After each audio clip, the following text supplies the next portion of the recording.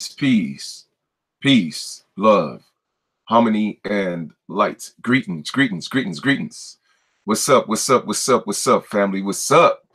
This is Chief Kalanago with another video. Let's make sure we have audio, all right? What's up? All right, we got audio, everything is good. I'm gonna give you guys some time to get into this live feed a little bit, and then we're gonna start today's video. Hope everybody's having a great day. Oh man, it's a beautiful day out here in Missouri. Oh, the sun is out. Still a little bit cold, but the sun is out. It's still a beautiful day. Halito, halito, halito, family. Peace and love. Peace and love. We have a great build today, as usual. There are a few things that have to be discussed. You know what I mean? And sometimes it may not be the most popular videos, but at the end of the day, man, I just think that it's necessary. All right, it's really, really, really necessary. So let us give some people some more time to tune into this. And for those of you who missed the live, then you will catch it on the back end. All right. So whatever part of the country that you are in, whatever part of the world that you are in, I'm sending you much love, and I'm sending you high vibes and positive energy. All right. Hey, peace, peace, peace, family, peace, peace and love. Let me make sure I got this on while I'm giving people time to tune in. Give me a second here. I got this on oh man. Okay, that's what I had the volume down. All right, here we go.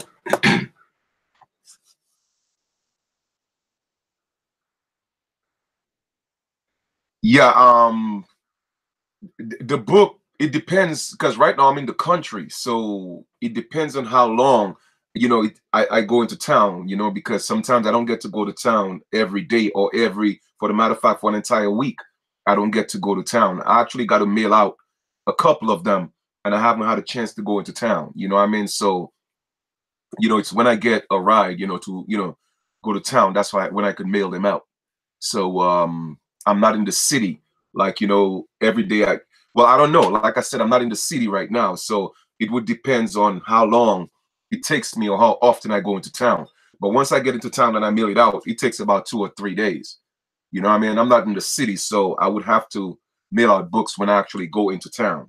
So that's what it's contingent upon. All right. So that hopefully that answers your question. All right. Okay. So what are we gonna do right now? We're gonna talk, as you could see, the title of the video, The Oppressed, Oppressing the Oppressed. And self-hate is a mental disease. And today's video may ruffle a lot of feathers. What do I mean by that? Let me explain to you what I mean by that. Today's video will rub some people the wrong way. You know why? Because it's gonna touch some people, and some people, they're gonna feel and think that the video is being directed at them.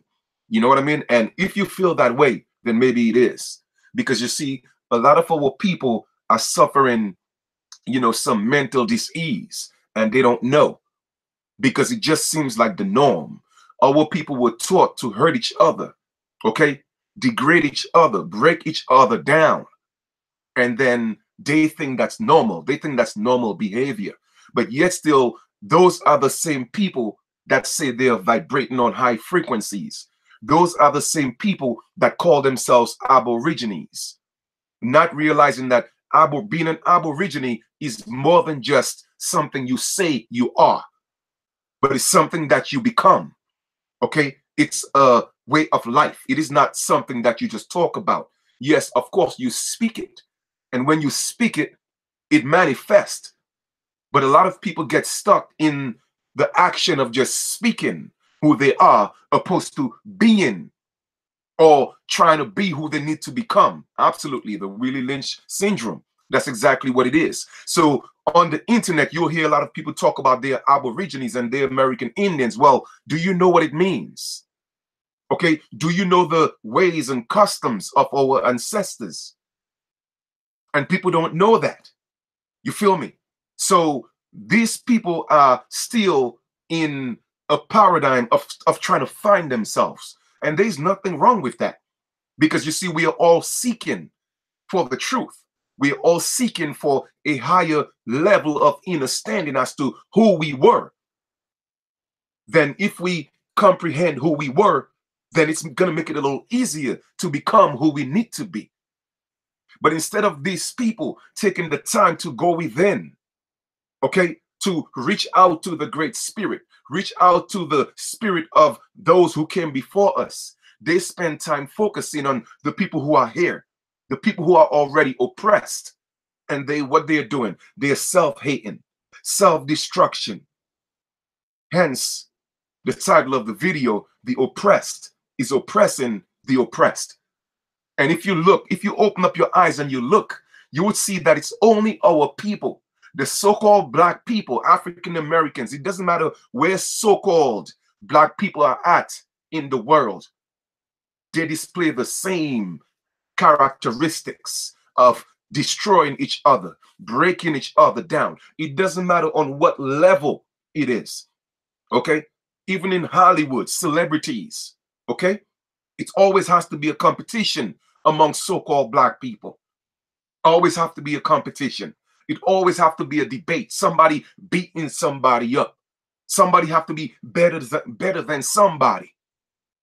That is the mentality, the temperament of our people, the state of mind that our people are in today. And they don't realize that this is a disease. They don't realize that, because you see, it has become the norm. It has become the norm, and they don't think it's a problem, because every day that's their reality. And when you speak the truth, you feel me? When you speak the truth, instead of saying, hey man, you know what? Let me think about this. Then they react opposed to responding. You feel me? Peace and love to the family in the UK. You know what I mean? But like I always tell people, the only people we are responsible for is ourselves. Okay? It's ourselves. Because nobody could change you but you. Nobody could change you but you. You feel me? So what I'm going to do today, apart from talking about that, I have read from that book before, but I'm going to read again, because I really want our people to truly get into, you know, the mindset of how our ancestors were, how our ancestors behaved. Once again, people spend too much time talking about the Aborigines instead of being an Aborigine. You feel me? There's a difference in talking it and being it. Being it's where the truth is always at. Okay? Being is where the truth is always at. People could talk all day, but unless the action solidifies the words, then it's not the truth. You feel me? So with that being said, I'm going to get into some reading again. Now, I have read that book a few times in many videos, but I realize that it has to be redundant.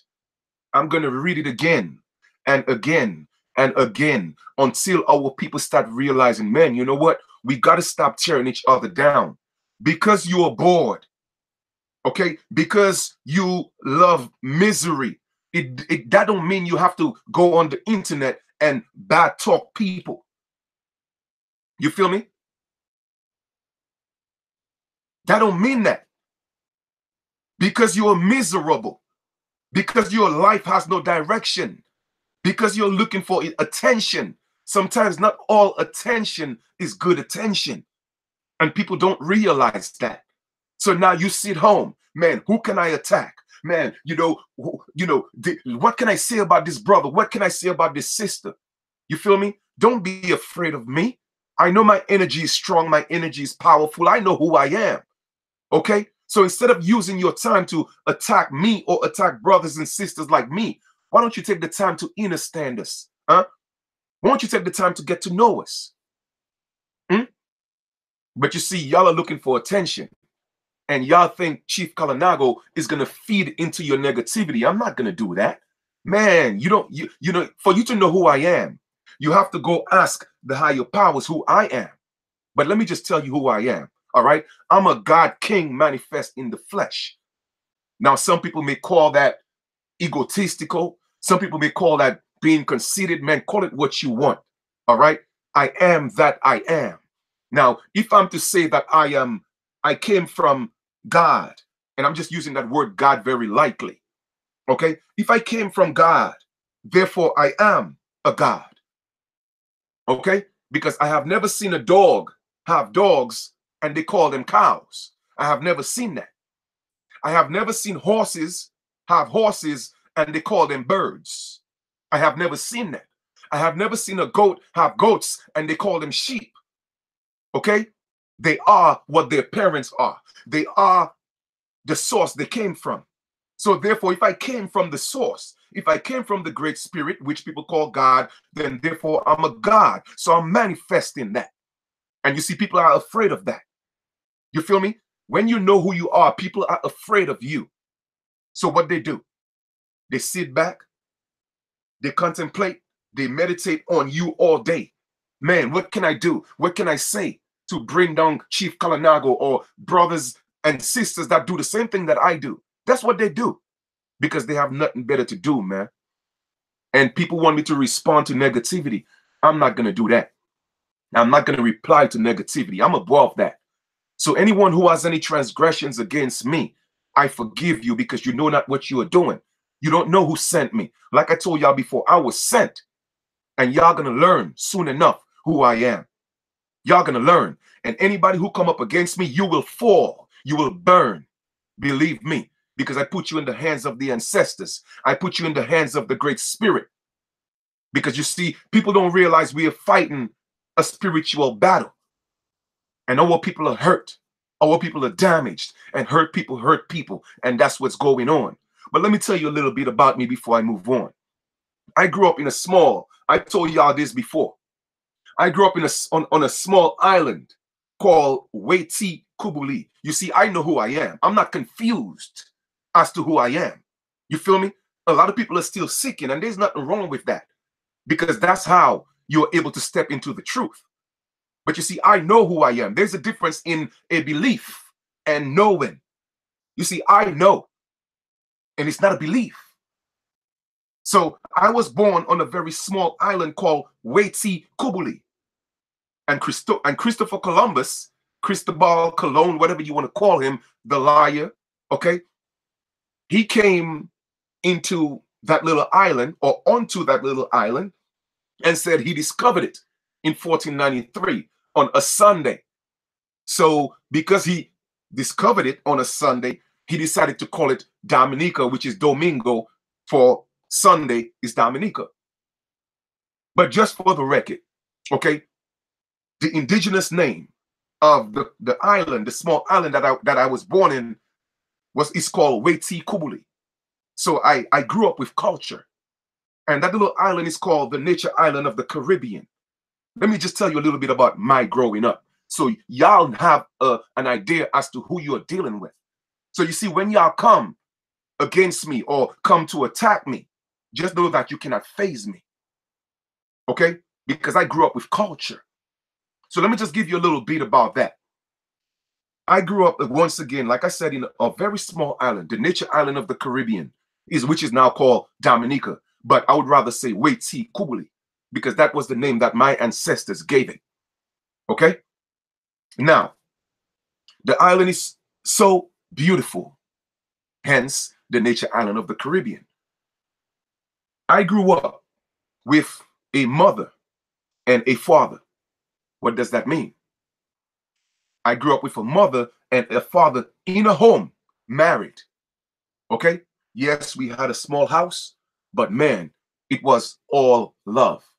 Now, growing up in the islands, has its perks because we didn't grow up, watching television.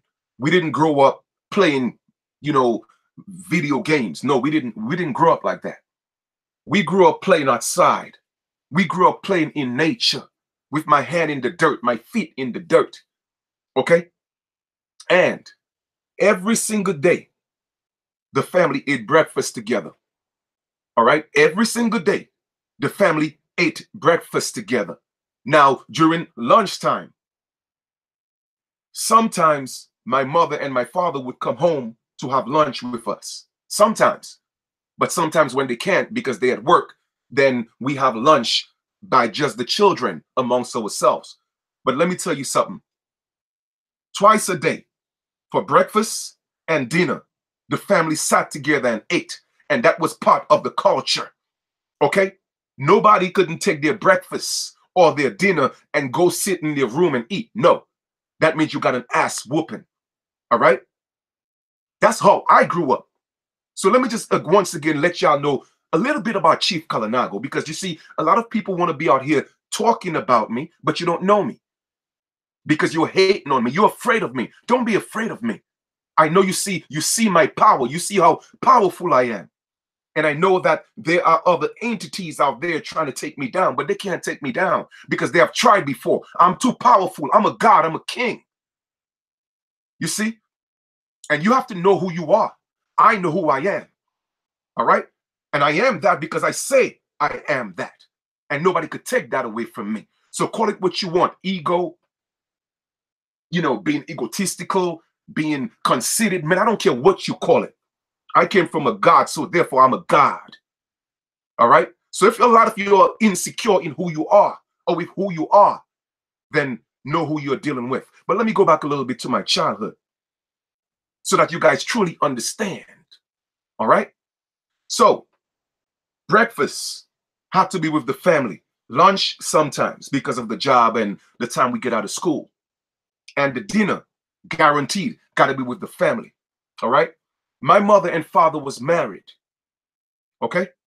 Now, I'm not going to say everything was perfect. No, because, you have religious ideas. Both my mother and father, they had different religious concepts, so to speak.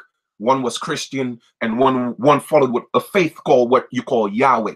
My father followed a faith called Yahweh. So that caused a little bit of tension. But at the end of the day, we were still a family. All right? We were still a family. My father and I, we had a father and son relationship. And what I mean by that is in the islands, I don't know how it was on the mainland, but in the islands, a lot of parents are not really verbal with the way they feel about their children. Okay? They're not really verbal. So you will not hear mommy and daddy say, oh, I love you every day. But they show it in their actions. They figure, you know what? If I put a roof over your head, I pay for your education, I feed you, I buy you clothes, I make sure that everything is good, then you should know I love you.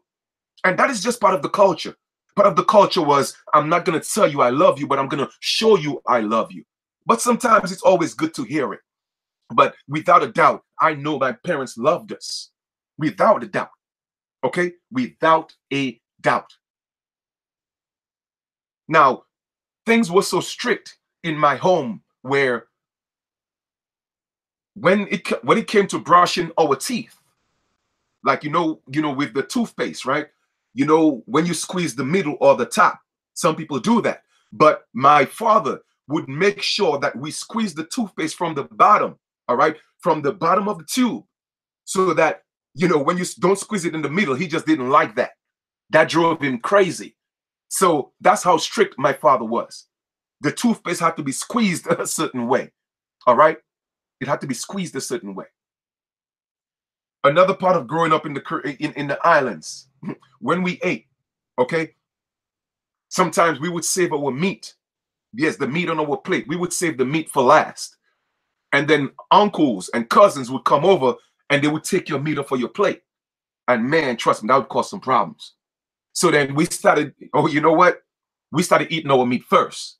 Now, I don't know if they did that on the mainland, but in the Caribbean, on the islands, we always save our meat for last.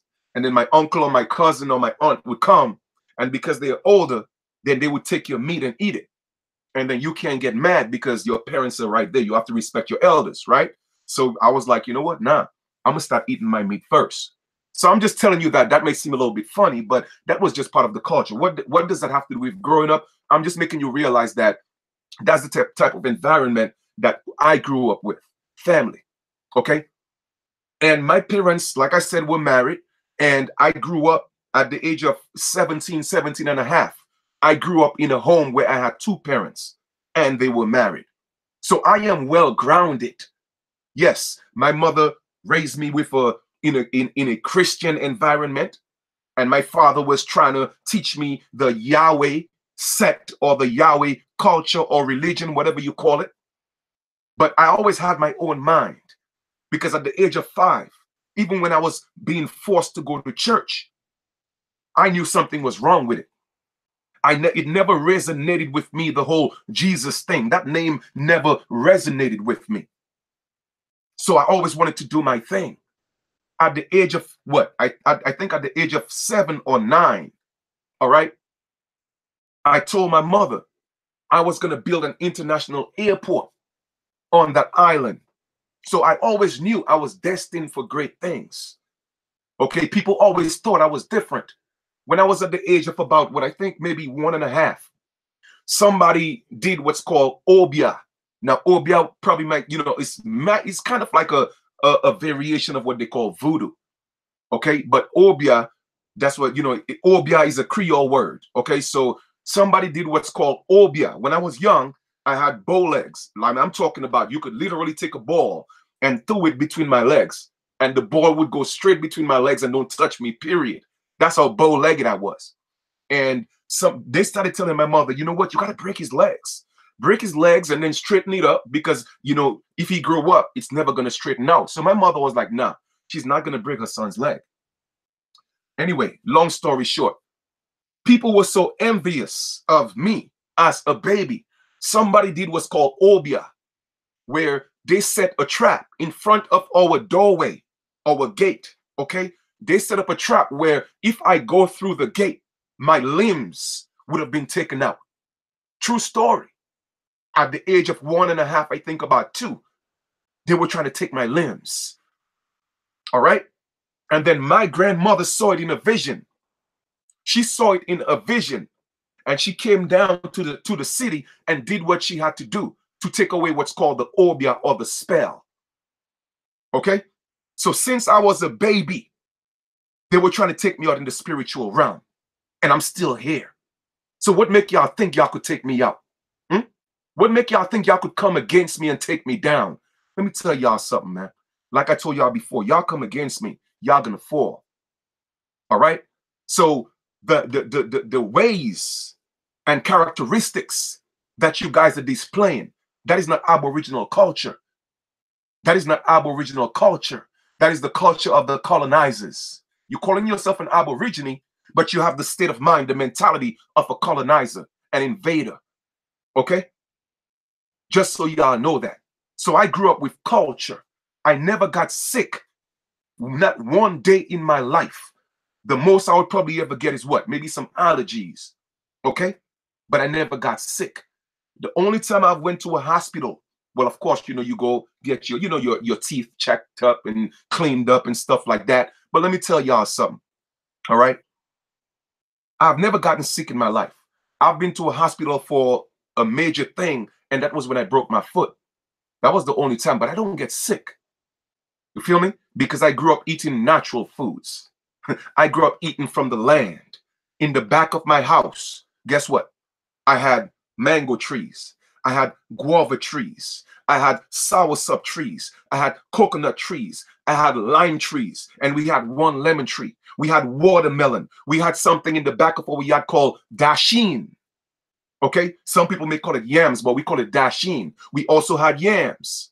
And we had papaya trees. Guess what? And I had my own. Okay? Just to let y'all know. Now, this is not about boasting and bragging. This is so that you understand who you're dealing with and who I am. So I grew up in nature. I grew up eating natural food. So that was part of my DNA. It's in me. So I don't get sick. All right?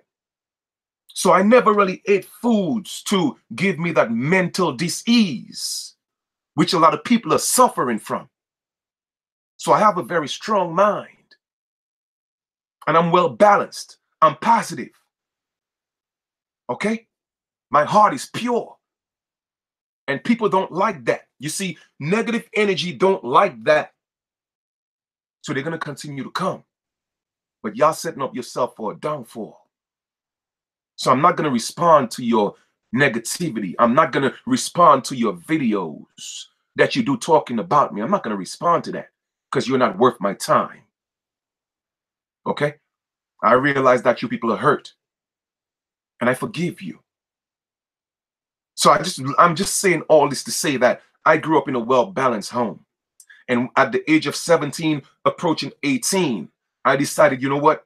I was a man because my father was really strict. And trust me, my mother, whenever we did anything, my mother would give us an ass whooping. And then she would say, oh, you know what? I can't do anything with y'all, so I'm gonna wait till your daddy come home. Not telling our dad that she already whooped our ass. So that when my dad come home, we got another beating. It wasn't abuse. It was just how you raised the children back then. Okay? That was how you raised the children back then. Because I never felt abused. Because a lot of times, honestly, some of the things that I did, I was a real troublesome child. What I mean by that is, when it was time to do homework, I'm out playing marbles. When it was time to wash the dishes, I'm out playing marbles. You see what I'm saying? So at the end of the day, I wouldn't call it child abuse though, because I didn't feel abused though, because I was doing things literally. I would push my parents to that limit. You feel me? I would push them to see how far and how much I could get away with things. All right. So sometimes you have to discipline the children. That has been part of the culture. You know what I'm saying? But at the ending of the day, when I was about 17 and a half, I decided that, I am going to be on my own and do my own thing. So therefore, from that age, I was on my own. You feel me? I was on my own. And what kept me? I had a chance. Okay, I had an option to go to England or the United States. I chose the United States because in the islands, there's a saying, when people from the islands go to England, they come back crazy. They come back crazy. So I told myself, you know what? I don't want to go to England and come back crazy. So I came into the mainland. I was more drawn to the mainland. Now I know why, because a lot of my ancestors, I'm talking about 5th, 6th grandmother, they came from the mainland. And grandfather, grandparents came from the mainland. So maybe that's why I was more attracted to the mainland. And plus, beside what I'm doing as well, because I had to come lay the foundation, teach my people. You feel me? So when I first came into the mainland, I hear people, I used to say good morning, good evening, and good afternoon all day to my elders and people I see in the streets. And they would be like, hold up, you're not from here, are you? I'm like, why? They say, because you say good morning, you say good afternoon, you say good evening. Say, people don't say that here. And I was in New York. You feel me? But I realized that I had stepped into a different realm of culture. But I didn't let that faze me. Because you know why? My mother and my father had already instilled in me the man that I was going to be. That's why it says, if you raise a child right, the child will not. It doesn't matter how much the child grow up. That child will not depart from the ways and the teachings of the parents. So parents, be very mindful of how you raise your children. Because mine, they raised me well. I never did drugs. Okay? Never smoked weed. All right? Well, that's not true. When I was at the age of 9, okay, at the age of 9, my uncle forced me to smoke weed. And I didn't tell my mom because my mom would have whooped his ass because my mom was a cop for 30 years. All right? But that wasn't by choice. Okay? Don't smoke cigarette. Don't drink liquor. Because my parents raised me right. Now, if you do, I'm not saying that your parents didn't raise you right. I'm not saying that. I'm only speaking for me. Personally, I don't see anything wrong in smoking herb. Personally, I don't. I always say, you know what, man, if I know where it come from, or I grow it myself, I will drink it as a tea, or I will smoke it once in a while, but do it for, ceremonial purposes. You feel me? I never used to cuss back bad words because that's not how I was raised. As a matter of fact, to this present day in Dominica, if you curse on the streets, the police could arrest you. They may give you a warning, but they could give you a ticket. I'm just letting you guys know again the temperament of who you're dealing with, how I was raised. Even up to this present day, if you curse in the streets where I was born, you could get a ticket. So we didn't disrespect people. We didn't disrespect our elders. Now, of course, the atmosphere is changing because of the westernized influence, television. So it's changing. Okay? You have people on the islands right now calling themselves niggers, walking around with their pants underneath their asses. The influence of the mainland. You feel me? You did. So I'm saying all that to say is our people need to wake up and realize that they need to step into the culture and stop just talking about the culture. Okay? Stop just talking about it. How can you say you love a God that you have never seen, but yet still you spend your days and your time degrading and belittling your brothers and sisters that you see every single day? That means you're a hypocrite. You're not real. You're not real. And for people to sit down for 2-3 hours and look at videos of people belittling their brothers and sisters, you are no better, because birds of a feather flock together. I will never watch those videos. Nah. Like I said, I'm a different breed. I was cut from a different cloth. And sooner or later, y'all gonna learn. So I'm gonna remind you again, all right? The ways and customs and mannerisms of the American Aborigine. It's not just in talking, but it's more in action. It's more in action. And we are the only ones who are oppressed, but yet still oppressing the oppressed. Nobody else does that. Every other culture, they uplift each other. Okay? And I put out a challenge, a Chief Kalanago challenge out there for years now, and nobody could even prove me wrong. And I'm going to put it out there again. Go to any other culture and give me at least 5 to 10 artists who in their songs, they call their women bitches and hoes. And in their songs, they talk about, oh, well, let's kill this hunky, or let's kill this chink, or this Chinese, or whatever, or this Japanese.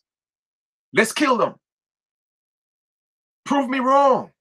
Give me 5 Caucasian artists or pale European artists in songs where they keep calling their women bitches and hoes. And give me 5 artists that go around talking about, oh, I'm going to kill this Caucasian man because he's my brother. Or Asian. Go ahead and prove me wrong. We are the only ones who do that. Africans don't even do that. Africans don't even call their women bitches and hoes.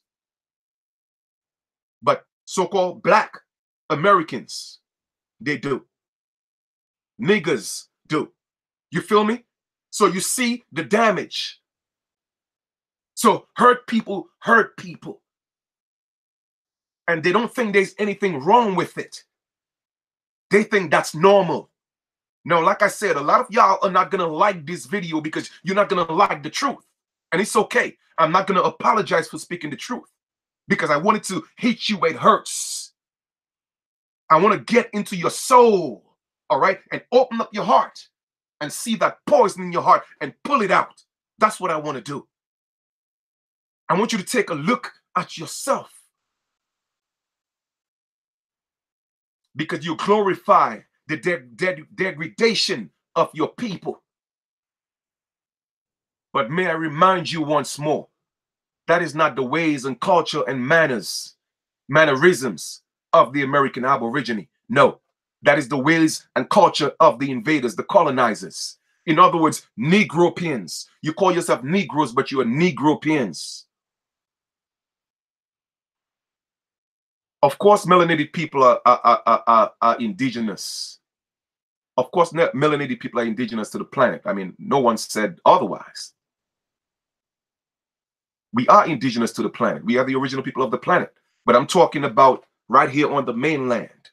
Okay? There's a reason why we fought so hard in South America, in the Caribbean, all right, which is still part North America, but there's a reason why we fought so hard to make sure that they didn't come into the mainland, because we knew when they came into the mainland, we knew what damage it would have caused. And you could see it today. The environment is different, but you have no idea how damaged you are. You have no idea, because you were taught and led to believe that's normal. All right? But I'm going to read from this book. I have read it before, but I'm just going to show you.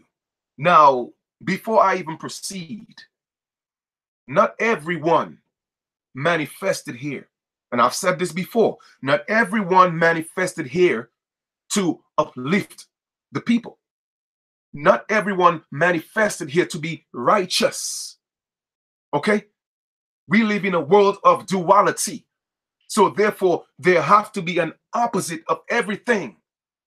So if people came here to uplift the people, then some people came here to bring the people down. So don't be mad at people when they are living their true nature or their true purpose. All you have to do is identify them and stay away from them. That's what you have to do. But allow them to be them, because you cannot change them. Okay? They love misery. They love chaos. That's how they get attention. Okay? Because they will sit around. Oh man, I'm not getting attention today. Oh, my channel is not getting enough likes. Oh, my AdSense is not making enough money. So what can I do? What can I do? What kind of energy can I pull to bring that to me? And that's what they're about. Man, I could tell I'm speaking the truth, because right now my ears are ringing as soon as I said that. Ancestors are talking to me. Y'all better recognize. I heard y'all, because I heard the ringing just came for like about 30 seconds, and it just seated, because they're talking to me. They're talking through me. And this is going to hurt a lot of y'all, but it's okay though. But my intentions is not to hurt you. It is to uplift you. Okay, to heal you. That mental dis-ease, we have to take some time and look into ourselves. Okay? Look into ourselves. So I'm going to do some reading, which I have done before from that book, but I'm going to do it again to let you realize some of the characteristics of some of our ancestors. Now, not all of them. You had Aborigines who sold out Aborigines. You had Aborigines who killed Aborigines. You had Aborigines who enslaved Aborigines. Like I said, the yin and the yang. So everything that's happening today is expected. All right? Some came to uplift and some came to destroy. It is that simple. But all those ways were learned behaviors. That is not in our nature. So once again, I encourage you to step back into your true nature. All right? Because we are a loving people. We are a peaceful people by nature. Anything otherwise is what we learned. Okay? So let us get into this reading here. I'm only going to read the first 2 chapters. All right? And of course, you could always do reading on your own. But that book is also on the website. And we're gonna do a little reading, okay? Like I said, I don't need to apologize for the truth, man. I'm just gonna drop the truth. And this is a historical account of the North American Indians, and that book is also on the website. You know, I've read the book before, or at least some chapters of the book, and you could do your own reading. So here we go, and I will put it in the link below. Okay, I will. I promise. Chapter 1. Introductory. Now, some of the words, I may take a little time, more than others to pronounce. All right, so bear with me here, okay? Here we go. My design in the following pages is rather to collect a series of facts and observation. Now you see that word right here, facts. Facts, not opinions, but facts. I tell people when I speak, I bring facts, not opinions. So it's facts over feelings. So like I said, a lot of y'all are not gonna like this video. It's okay. That means you're into your feelings. But I'm gonna continue to speak the truth because I don't do this for like. I don't do it for likes. I do it for the love I have for my people. Okay? Okay. My design in the following pages is rather to collect a series of facts and observations bearing on the recent and present state and character of the North American Indians than to furnish an account of their remote history. You see, I want you guys to get into the temperament of our ancestors. I want you guys to pull out some of the characteristics that was in them, because if it was in them, it's actually in us. But you see, we are not going deep enough.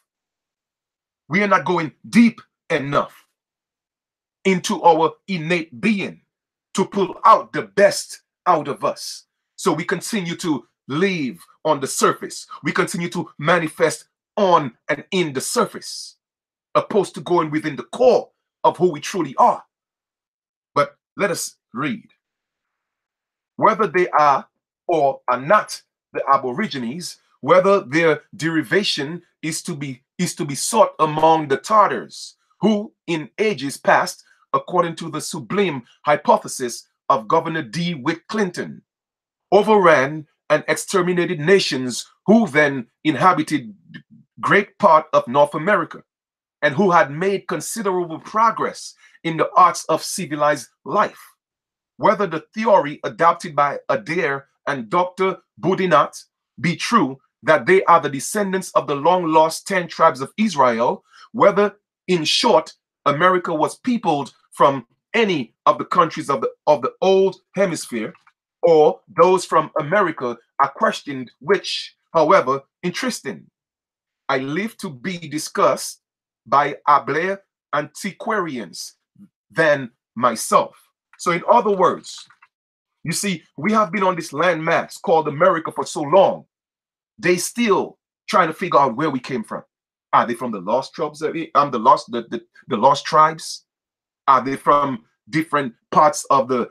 Did they come from the people that peopled the other parts of the world?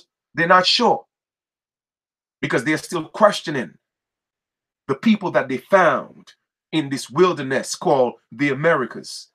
Okay? That's why they're trying to put us and let us think that we are Africans, but we are not Africans. And we are not the lost tribes of Israel either. Okay? My anxiety, awakened by the present oppressed and demoralized condition of the Red Indians. Now, they call us red. We're not red. Okay? We're not the Red Indians. That is just a term called Red Indians. But when you really look at the color of the Red Indian crayon, you will see that it resembles our skin tone: brown, copper, cinnamon, chocolate, cocoa. All right? That's who we are. Now, it says, many anxiety awakened by the present oppressed and demoralized. You see, our people are oppressed and we have been demoralized. And that's what our people are actually displaying and expressing today. Nothing has changed. So therefore, oppressed people are oppressing those who are already oppressed. Because you know what? They cannot reach the oppressor. They don't know how to defeat the oppressor. But at some point in their lives, they have to feel some type of victory. So how do they get victory? They get victory by oppressing their own people who are already oppressed, because they need to feel superior. They need to feel greater than. So instead of fighting the oppressor, what they do, they fight their own. Because at some point they have to feel that, you know what, man, I got to get some type of victory. I cannot beat the oppressor. I cannot see the oppressor. I cannot reach the oppressor. So therefore, I'm going to take that out on my people, the ones who look like me. And that is a mental disease. And I see it all the time, whether it may be in sports. You have these rap battles, okay? All these rap battles, this underground rap battles is nothing but niggas trying to kill niggas and how many guns they got.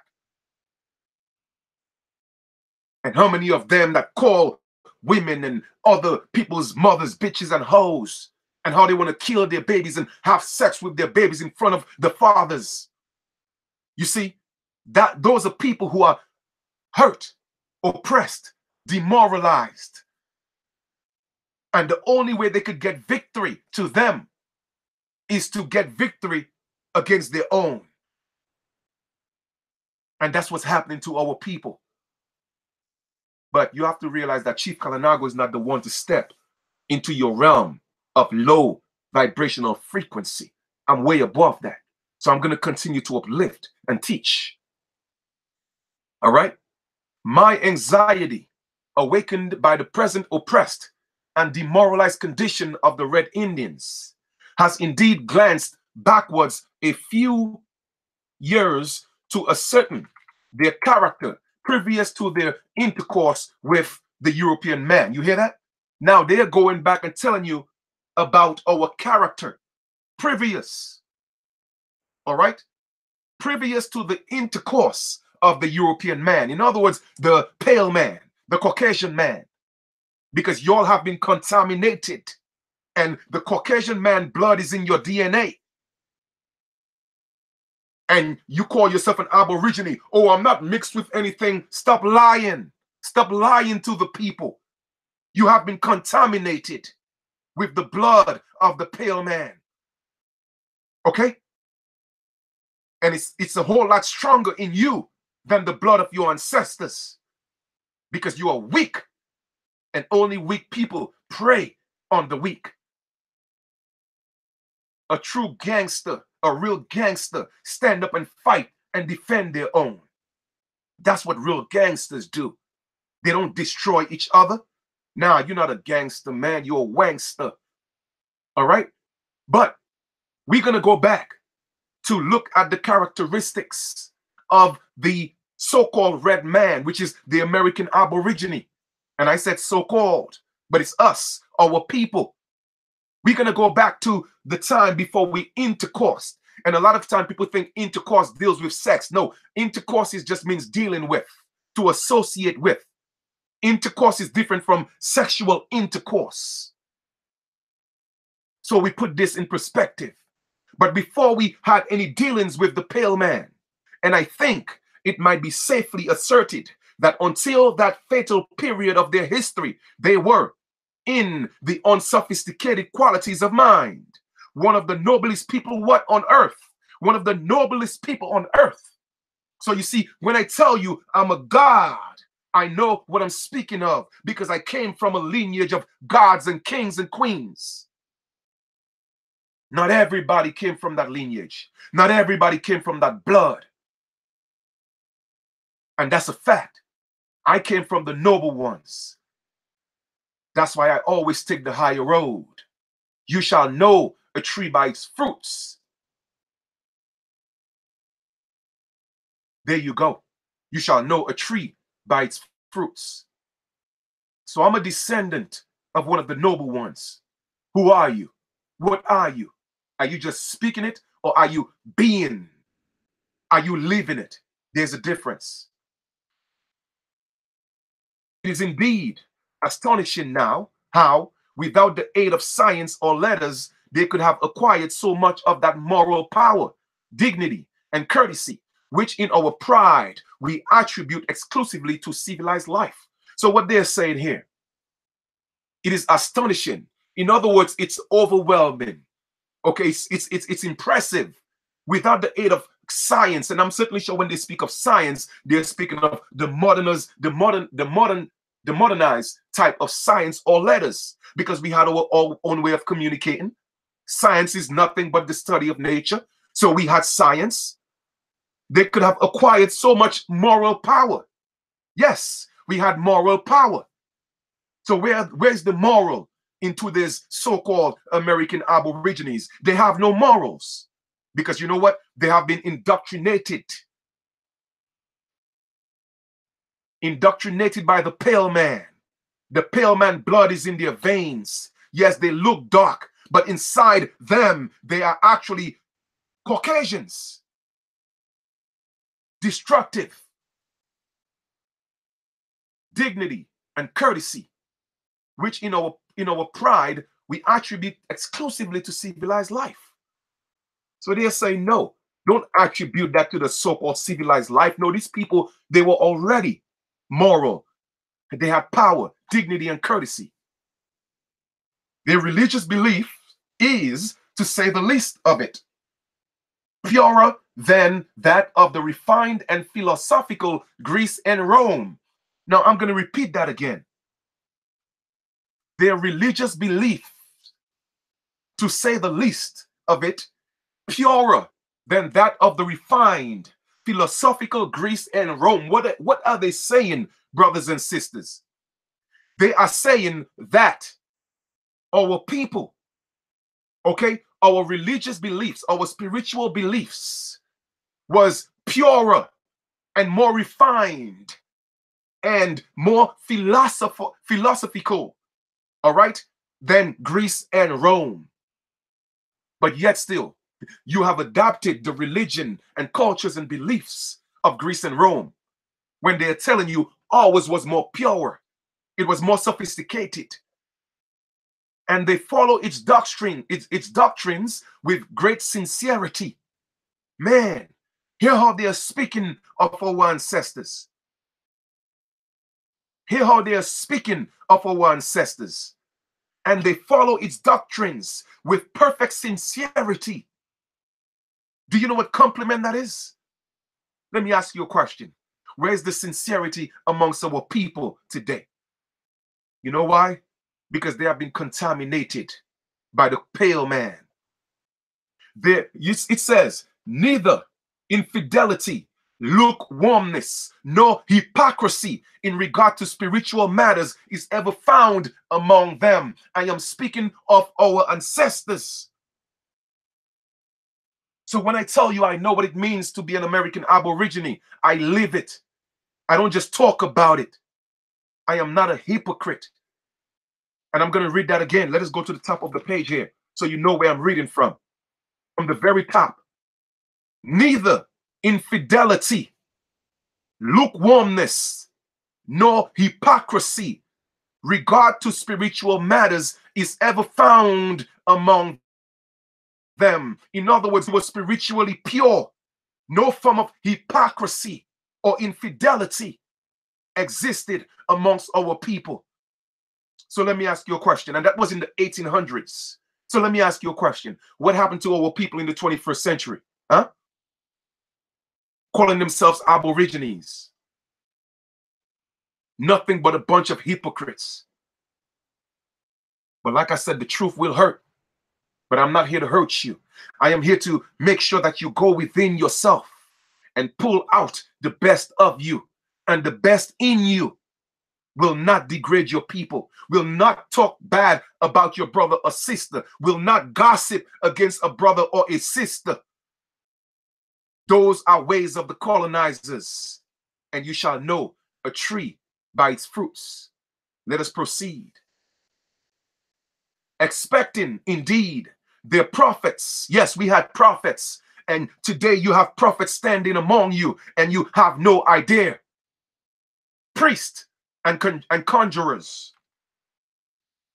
We are told by M.D. LaSalle in the account of his last expedition and discoveries in North America in 1678 that at the decrease of the moon, the Indians carried a great dish of their greatest dainties to the door of the temple as an obligatory sacrifice, which the priests offered to their god, and then they carried it home and feasted themselves with it. Why aren't we practicing the ancient ways of our ancestors? You see, these people came and told us it was pagan, and they took that away from us. They gave us their gods. and their deities. And they told us everything that we did, all the practices and rituals, it was pagan. But yet still they're using all those rituals against you up to this present day. That's why you are actually part of a big ritual, but you have no idea that you are being part of a ritual. You are being sacrificed, but you don't even know that. So now you are lost. You are actually in limbo. 1 foot in, 1 foot out. 1 foot in heaven, 1 foot in hell. 1 foot Aborigine, 1 foot Negropean. So you are in a state of chaos. So the only way for you to be able to, express that is to attack your brother or your sister. But you will never win. You have already lost because your heart is not pure. You ain't right within. Okay? Which the priests offered to their God, and then they carried it home and feasted themselves with it. Here, at many rate, is a little touch of sacerdotal refinement worthy of an European friar or friar. Their languages are characterized by abundance, strength, comprehensiveness of expression, and an admirable method in their grammatical structure. Now, I'm going to read that to you again. Yes, they are speaking of our ancestors. And I'm talking about as early as the 1600s. You hear that? Their languages, not language, but their languages. In other words, plural, more than one. Their languages are characterized by what? Abundance. Do you know what it means to be blissful in abundance? Huh? Abundance. Strength. That means vigor. Okay? Comprehensiveness. In other words, the ability to understand, of expression, and admirable. It means to adore. Method in their grammatical structure. All right? I am speaking of our ancestors, the DNA that's in us. But many of you are poisoned. Indeed, says Mr. Dupenser, from the view offered by Mr. Heck Wilder of the Lila Lenape idiom, it would rather appear to have been formed by philosophers in their closets and by savages in the wilderness and in their oratory rather, which they take great pains to cultivate. You hear that? In their oratory. Oratory means oral, okay? The way we spoke, the way we articulated ourselves. It says what? Which they take great pains to cultivate. Great pains to cultivate. In other words, we took the time to master the way we spoke.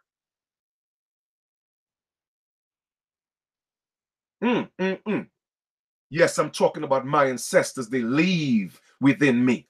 They have never been exceeded. You hear that? They have never been exceeded in ancient or modern senates. For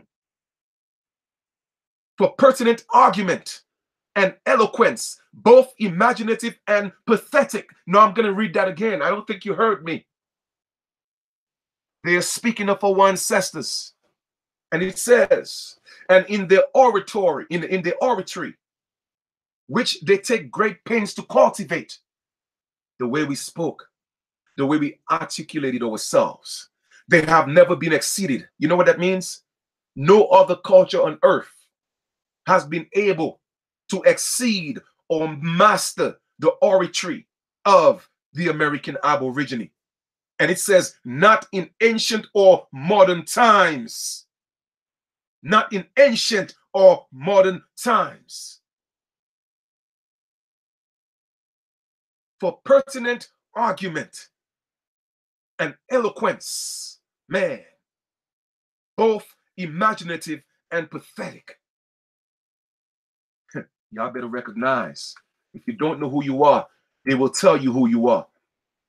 Governor Clinton, speaking of the Iroquois or the Five Nations, tells us that the exterior relationships, general interests, and national affairs were conducted and superintended by a great council assembled annually in the Onondaga, the central canton, composed of the chiefs of each republic. That's right, each republic, meaning that we had different nations, all practice sovereignty. And another great chief that my sister and I spoke of the Hiawatha, he was the chief of the Onondaga, one of the great chiefs, one of the great orators that we are speaking of. Yes, their DNA is in me. I don't know about you, but you cannot just talk it. You have to step into it. You have to be it. So stop just talking. The central canton, composed of the chiefs of each republic, and 80 sachems, a sachem is a chief, were frequently convened at this National Assembly.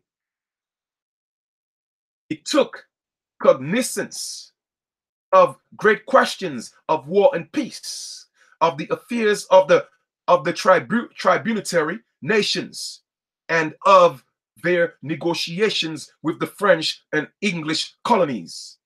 All their proceedings were conducted with great deliberation and were distinguished for order, decorum, and solemnity. Wow. Yes, they are speaking of our ancestors. In eloquence, in dignity, and in all the characteristics of profound policy, they surpassed an assembly of feudal barons and were perhaps not far inferior to the great Amphictyonic Council of Greece.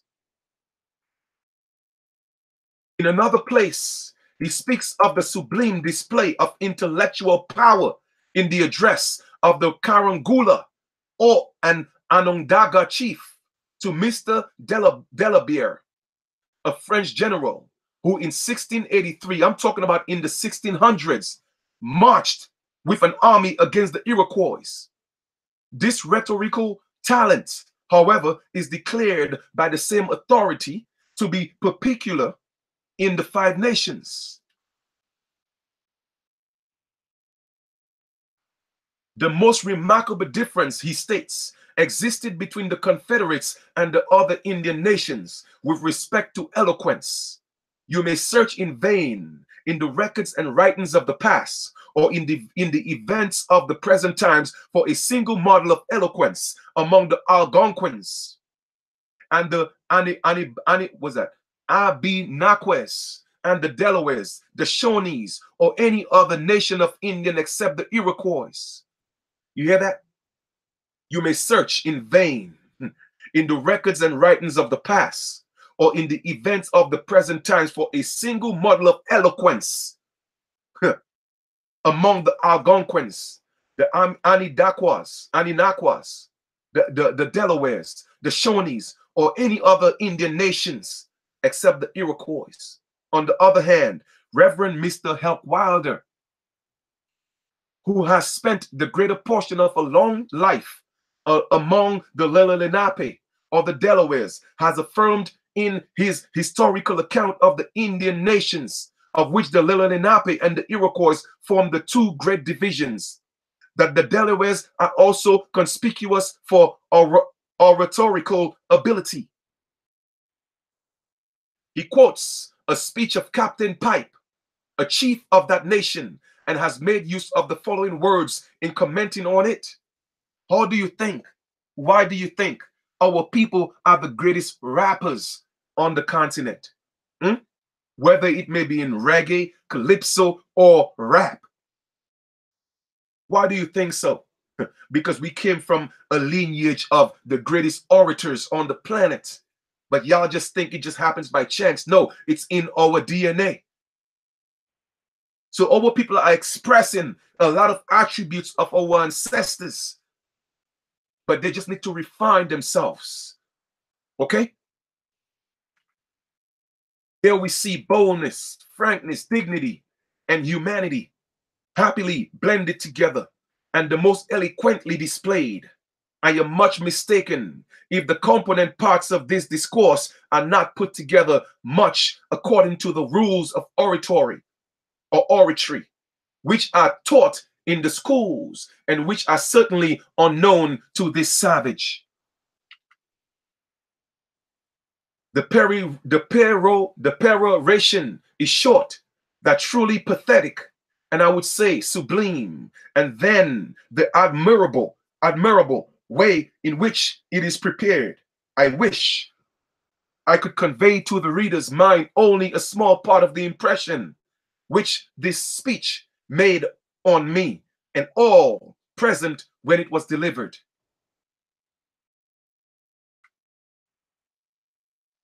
The assertion of Governor Clinton seems to have resulted from his knowing more of the 5 nations than of any other tribe of Indians. The Shawnees, no less than the Delawares, are among his list of exceptions. And yet we find in the book lately published by Mr. Hunter a most splendid example of eloquence in a speech of Tecumseh, a Shawnee warrior. The effect it had on his hearers, one of whom was Mr. Hunter himself, was electrical. And I will quote in his account of it, in order to shew that the high opinion of the Indian orator, he is not derived from any one authority, which might be exaggerated, or through the medium of possessed translators, who might be disposed to manufacture these harangues after a given model into the European tongues, but that it operates upon unlike, shines with the same character through every variety and accident of interpretation. The Indian orations have been rendered by illiterate persons sent among them to conciliate their favor by prisoners male and female who learned the language during their captivity, by learned missionaries, by traders who will not perhaps be suspected of romantic enthusiasm, by Dutchmen, Frenchmen, Englishmen, and Americans. And the result in all cases has been very similar. The doubts, therefore, which have been and still continue to be entertained as to Indian eloquence are, to say the least of them, inconsiderate. The probability is that they are injured rather than improved by transmission into European languages. In other words, what they are saying, that our languages were so pure, all right, the eloquence, the way that it was delivered, translating it into the European languages has done it more harm than good. I wish it was in my power, says Mr. Hunter, speaking of Tecumseh, to do justice to the eloquence of the distinguished man, but it is utterly impossible. You hear that? The chief Tecumseh, they're trying to put his characteristics in words, and he was so distinguished. They said that, man, it is utterly impossible to try to even tell you about this man. The richest colors shaded with a master pencil would fall infinitely short of the glowing finish of the original. Man, they're speaking of our ancestors. The richest colors shaded with a master's pencil would fall infinitely short of the glowing finish of the original. The occasion and subject were peculiarly adapted to call in action all the powers of genuine patriotism, and such language, such gestures, such feelings, and such fullness of soul contending for utterance were exhibited by the untortured native of the forest central wilds of America, as no audience, I am persuaded, either in the ancient or modern times, either before witness. Man, they are talking about the untouched native of the forests of the central wilds of America. They are talking about our ancestors. Okay? His discourse and impression on the mind, which I think will last as long as I live. The hospitality of the Indians has been pretty generally allowed, and it is no small proof of the excellent regulation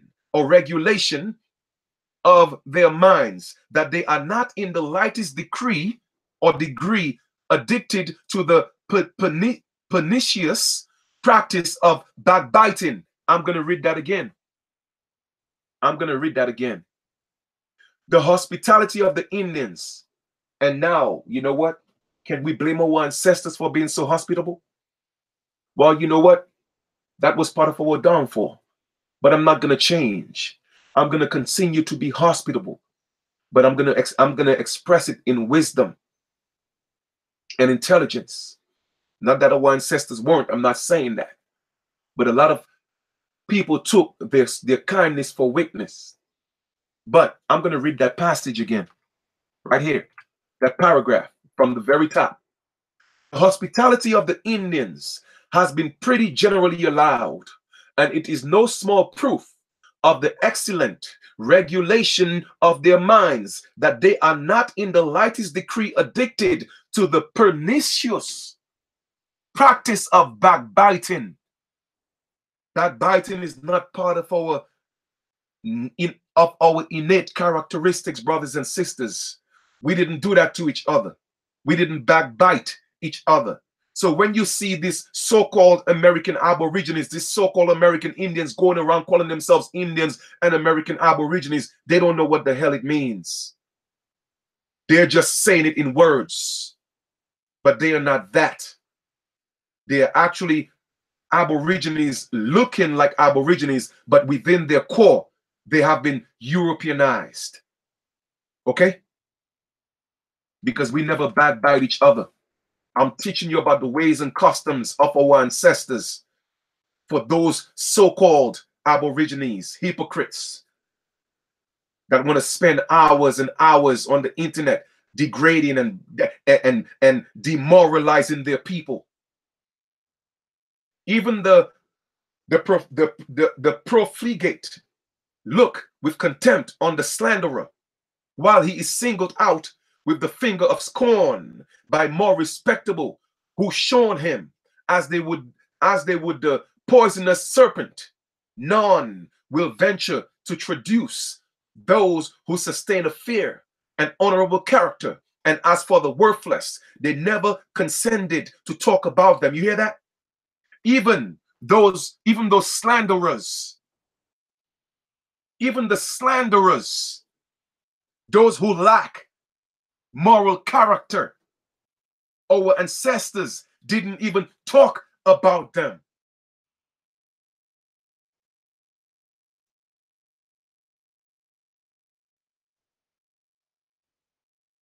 So how can you slander your brother and sister and call yourself an Aborigine, an American Indian? You have no idea what it means. No idea what it means. Okay? Slander, therefore, the most pitiful vice of little and malicious minds, is beneath the notice even of the Indian women. You hear that? Slander, therefore, the most pitiful vice of little and malicious minds, is beneath the notice even of the Indian women. A strong sense of justice is innate among the Indians. They entertain the greatest respect for the aged and the tender, and are unwearied in lavishing delicate attentions on them. Their friendships invulnerable, and we are told by Cavier in his travels with what moderation, humanity, and delicacy they treat female prisoners, and particularly pregnant women. Okay? Even the prisoners we treated with dignity. Even the prisoners we treated with dignity. The greatest respect to our elders and the tender, meaning that our children. So what happened to our people? Look within yourself and ask yourself what happened to you. How far have we come to having those characteristics to what we are today, what we display today, and call ourselves Aborigines? No, you're not.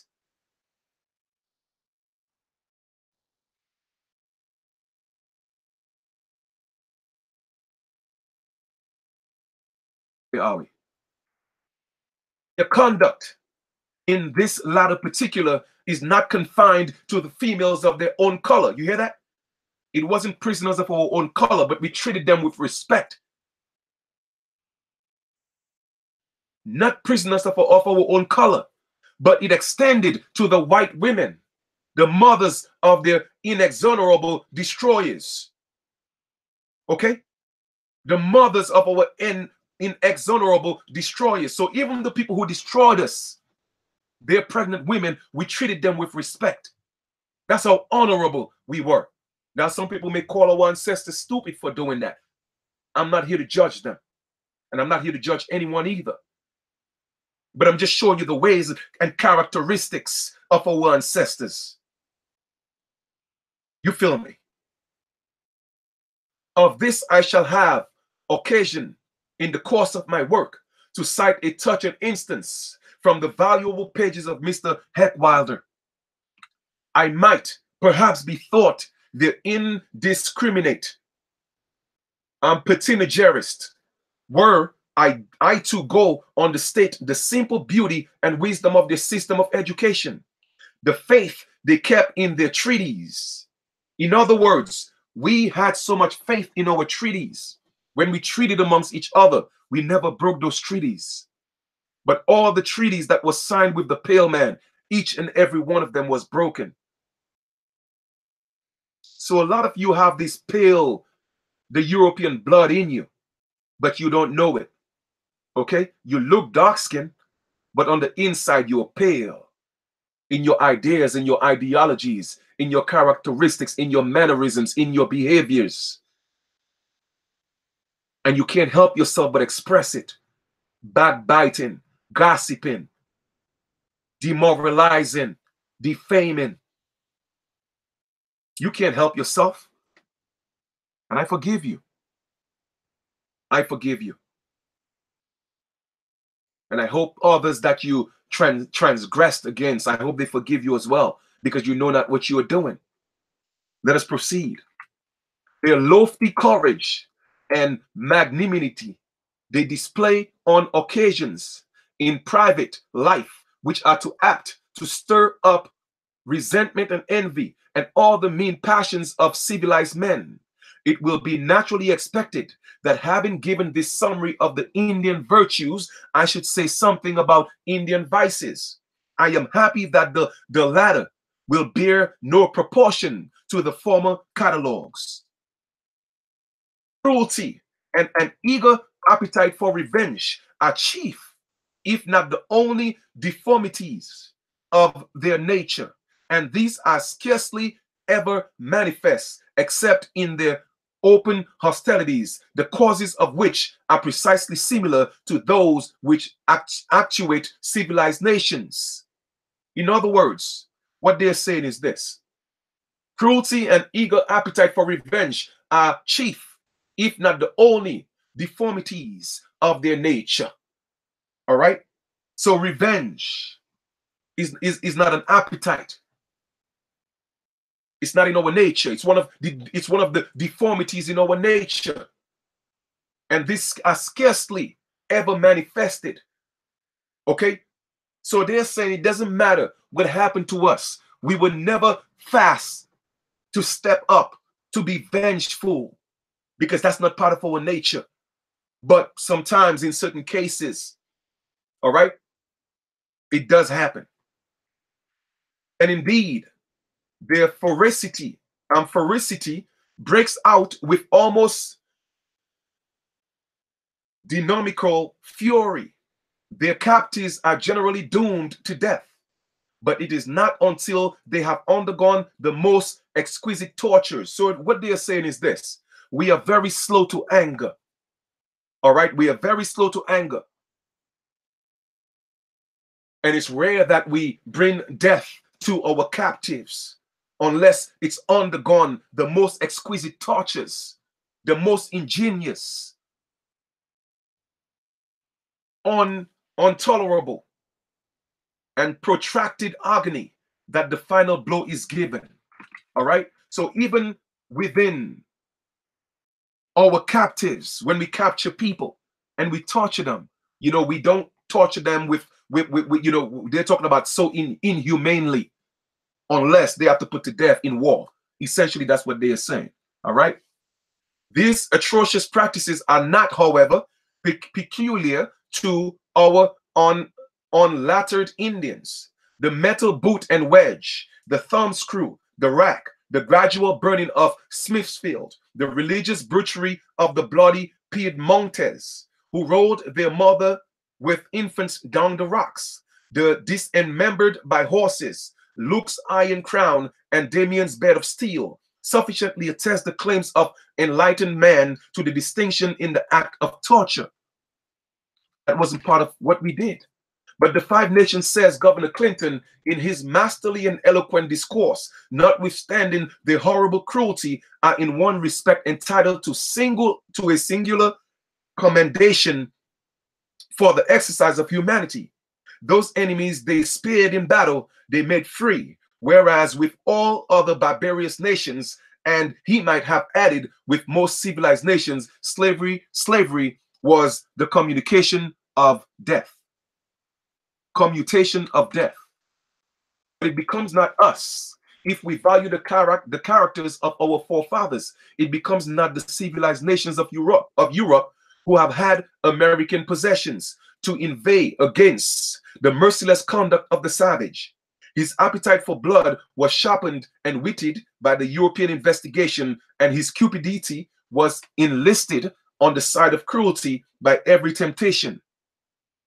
Our author, in the seeking for causes to extenuate the inhumanity of the Indians, might have said something of their natural and just resentment of the aggressions and tyranny of the man of Europe, by whom they have been reduced to the lowest state of wretchedness.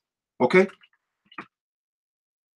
So they are talking about the people that came to our land and brought us to our lowest state of wretchedness. That's why they gave you that song in their religion, Christianity, that they gave you Jesus that said he came to save a wretch like you. But y'all don't know what the true nature of that song. That song came from one of the slave masters. He used to kill our people, rape our women, rape our boys, our girls. All right? And one day he found the light. In other words, he became a Christian. And he wanted forgiveness. So he wrote that song that saved a wretch like me. He was talking about him. That was his testimony. Okay? But here our people are in churches today singing that song, calling themselves wretches. Brothers and sisters, man, listen. Y'all better realize what's going on. All right?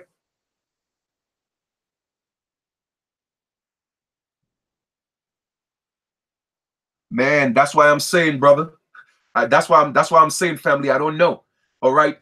A lot of these people, okay, they have internal battles.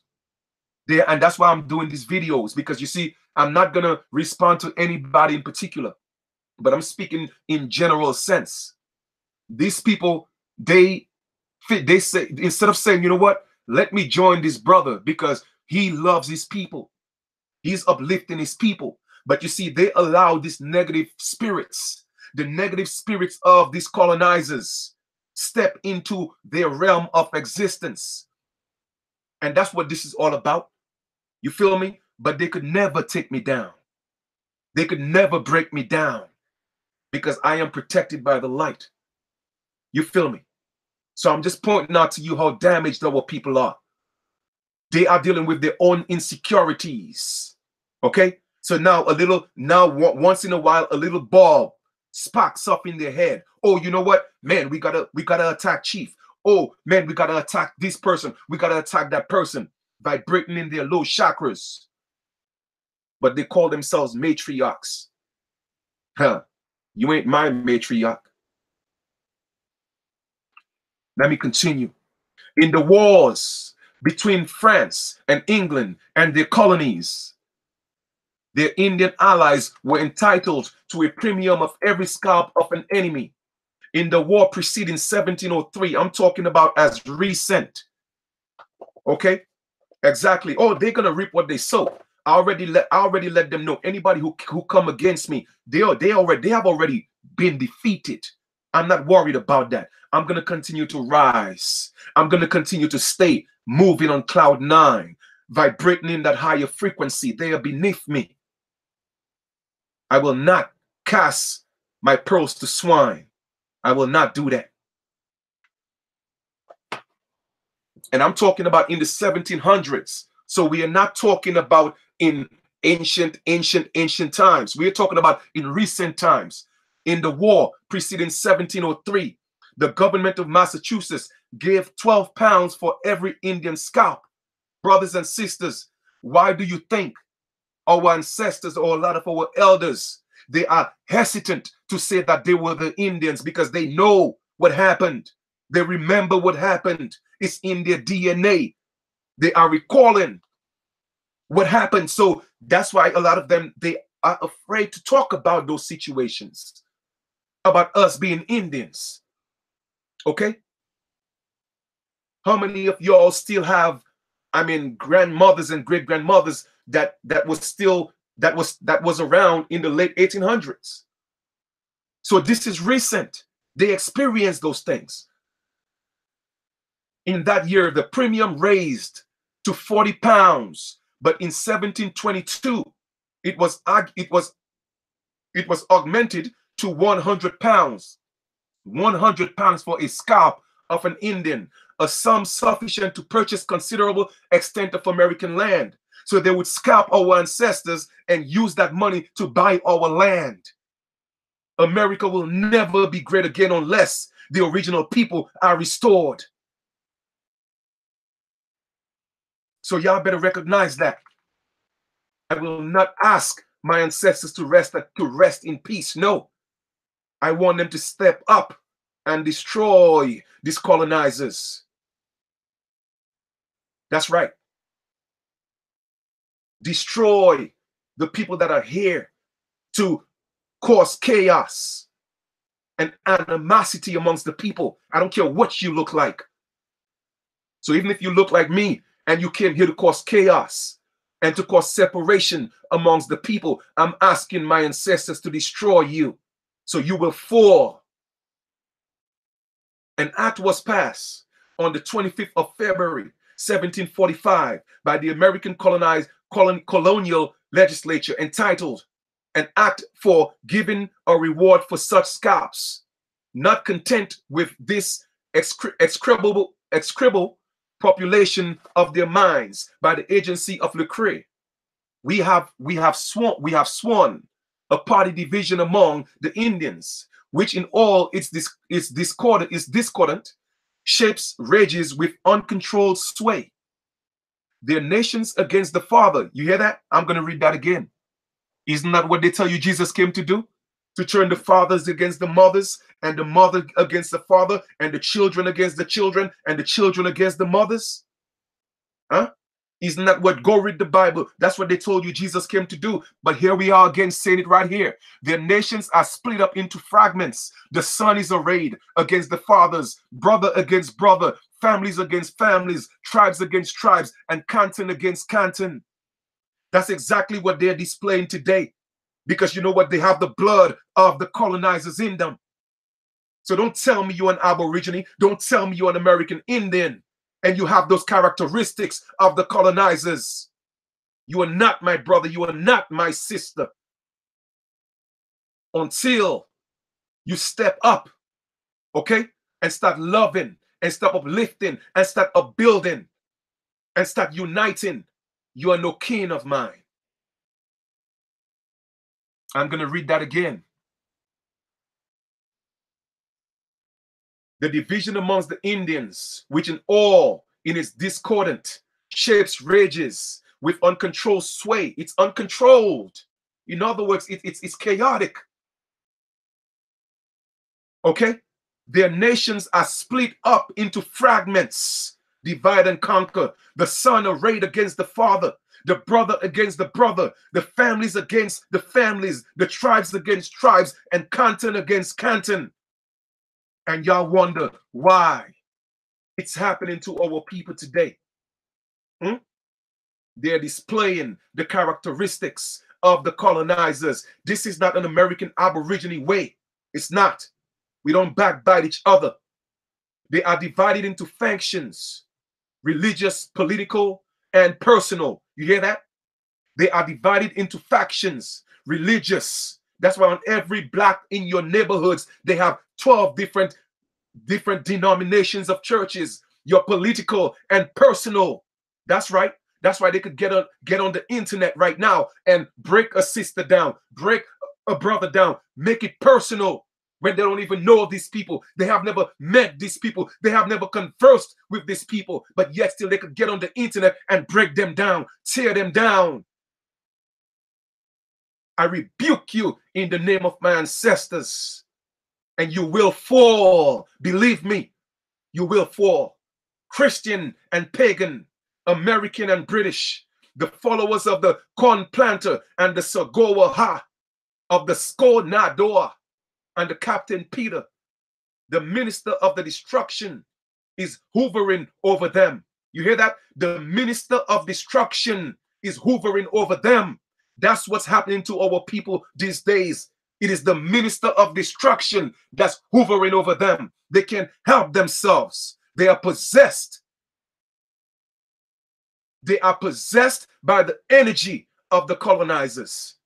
And before the passing away of the present generation, not a single Iroquois will be seen in the state of New York.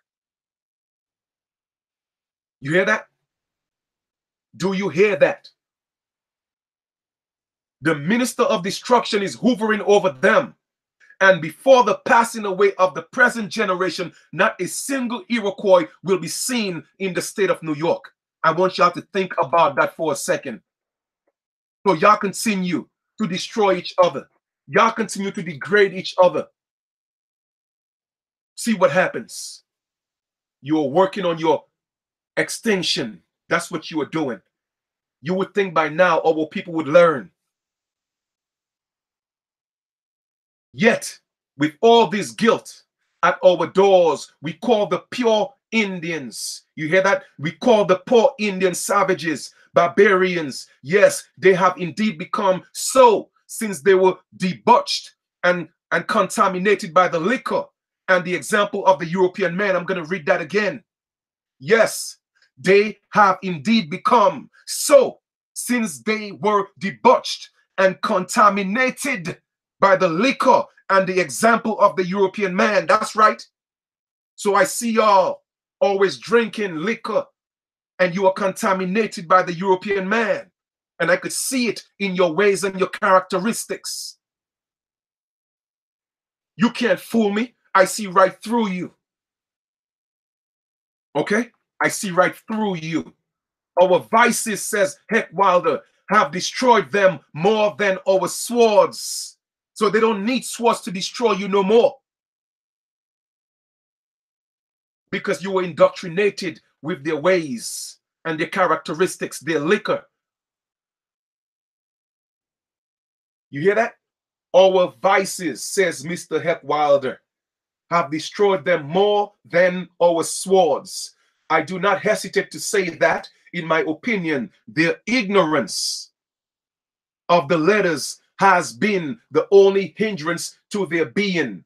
Politically speaking, a most powerful people with the faculty of circulating and improving their natural information by means of literature, they would either not have been objects for the crafty arts of civilized man, or they would have been invulnerable to them and never could have been driven from their territories. Their courage and warlike character, unaided by learning, their things but of inferior force. Knowledge says Bacon is power. That's right. Knowledge says Bacon is power. How with such elements of minds as they possess, they could, unlike other originally great people, have continued destitute of written wisdom, must ever remain a mystery. Okay? But they're saying, man, how with such elements of mind as they possess, they're saying that if knowledge is power, and we had such powerful minds, they could have, unlike other originally great people, have continued destitute of written wisdom. Most ever remain a mystery. They're saying they don't know how the hell this happened. How could that have happened to such great people? It is this important want which compels them to endure their wrongs in silence. In other words, they're saying that it is this important want, going back to that greatness, the wisdom that we had. It compels us to endure all the wrongs in silence. So when you see, because our people have endured so much pain, they don't know how to lash out. They don't know who to lash out. They cannot see the oppressor. They cannot see the colonizer. They cannot see the enemy. They don't know who the enemy is. So now they are confused, thinking that their enemy is the people who look just like them. And in fact, some of them are, because they look just like us. But how can you oppress the oppressed? That is a sign of dis-ease, mental dis-ease. It's like blaming a rape victim for being raped. That's what these people are doing. But they call themselves leaders and teachers and scholars.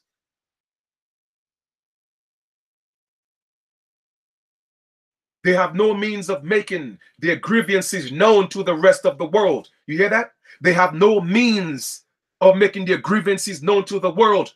So not even the UN, not even our government, not even the Bureau of Indian Affairs that we could reach out to let our grievances be known to the world. So what do? We come amongst ourselves and we break down each other, because that's our way of expressing our grievances, our hurt. So we have nobody else to lash out at but each other. But I forgive you. But must look for intercessors among these who have robbed and enslaved them. You hear that? So in other words, because we don't have any means of expressing our grievances, but what do? We have to look for intercessors among those who have robbed and enslaved us. So now, instead of us looking for saviors amongst ourselves, we are looking for the intercessors among those who have robbed and enslaved us. We're looking for a savior in our invaders, in our colonizers. That's what we are doing. Go look on the internet.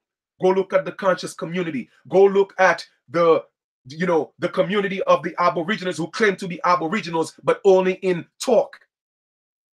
They have been infiltrated. Agents working for the man.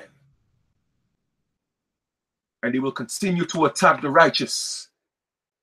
Y'all will fall.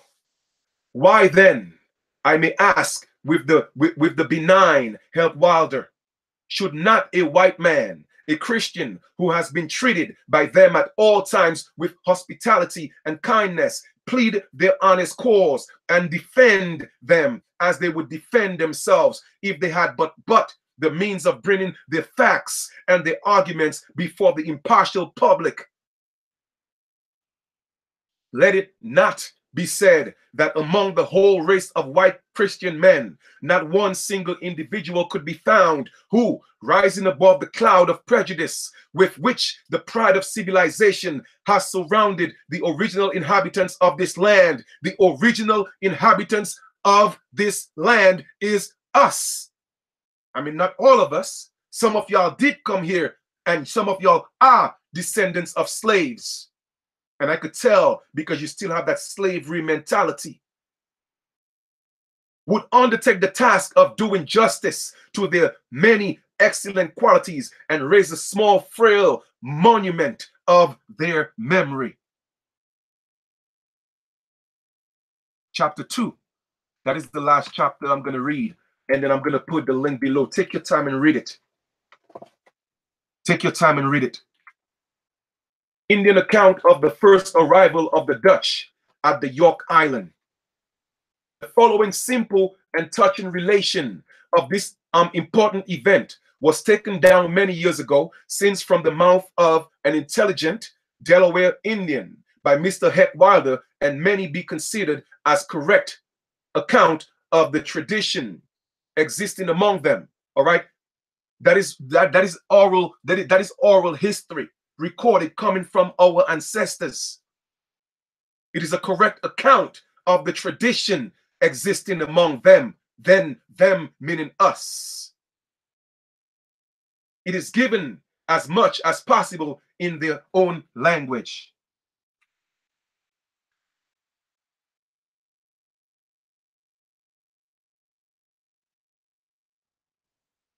The link for the book will be in the description, okay? It's actually on our nation's website, but I'll put it in the description below so you can have a free copy. A great many years ago, when men with white skin had never yet been seen in this land, some Indians who were out fishing at a place where the sea widens. Now, I told y'all that story before. So now I'm going to read it in context so that I won't paraphrase. And I'm going to read that again. A great many years when men with white skin. So let me ask you a question. When you look at today's native, don't they have white skin? Don't they have pale skin? But yet still we are telling you in our own oral history, there was a time when we had never seen men with white skin. So how can they be the original people of the land? That's why I don't waste time and debate and argue who I am. I don't do that. I don't have nothing to prove to nobody because I am living it. Okay? Because I know the facts. I know the truth. It's not a belief for me. I know. And I'm going to read that again. A great many years ago, when men with white skin had never yet seen this land, some Indians who were out fishing at a place where the sea widens espied at a great distance something remarkably large floating on the water, and such as they had never seen before. These Indians immediately returning to the shore apprised their countrymen of what they had observed and pressed them to go out with them and discover what it might be. They hurried out together and saw with astonishment the phenomenon which now appeared to them to their sight, but could not agree upon what it was. Some believed it to be uncommonly a large fish or animal, while others were of the opinion it must be a very big house floating on the sea. At length, the spectators concluded that this wonderful object was moving towards the land, and that it must be an animal or something else that had life in it. It would therefore be proper to inform all the Indians on the inhabited islands of what they had seen and put them on their guard.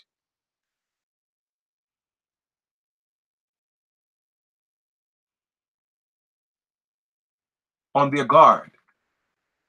Accordingly, they sent off a number of runners and watermen to carry the news to their scattered chiefs, that they might send off in every direction for the warriors, with a message that they should come immediately.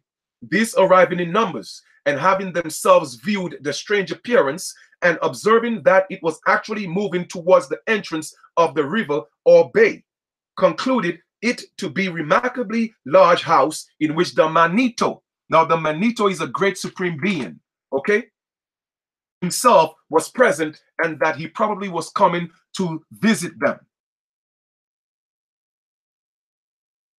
By this time, the chiefs were assembled at York Island and deliberating as to the manner in which they should receive their Manito. Okay, Manito is the great spirit, all right? On his arrival, every measure was taken to be well provided with plenty of meat for a sacrifice. So in other words, yes, our ancestors did eat meat, all right? The women were desired to prepare the best victuals. All the idols or images were examined and put in order, and a grand dance was supposed not only to be an agreeable entertainment for the great being, but it was believed that it might, with the addition of a sacrifice, contribute to appease him if he was angry with them. The conjurers were also set to work, All right, the conjurers. If you don't know what that means, go look it up. Conjurers. All right, people who evoked the spirit of the ancestors or the great spirit. All right, were also set to work to determine what this phenomenon portended and what the possible result of it might be. To these and to the chiefs and wise men of the nations, men, women, and children were looking up for advice and protection. Distracted between hope and fear, they were at a loss what to do. A dance, however, commenced in great confusion. While in this situation, fresh runners arrived, declaring it to be a large house of various colors and crowded with living creatures. All right, it appears now to be certain that it is the great Manito bringing them some kind of game, such as he had not given them before. But the other runners soon after arriving declare that it is positively a house full of human beings of quite a different color from that of the Indians and dressed differently from them. All right, that in particular, one of them was dressed entirely in red, who must be the great Manito himself. So once again, they are letting you know and emphasizing that these people, their color was nothing like ours. Nothing like ours. So once again, it is proof that the people, original people of this land, were of a darker hue. Okay?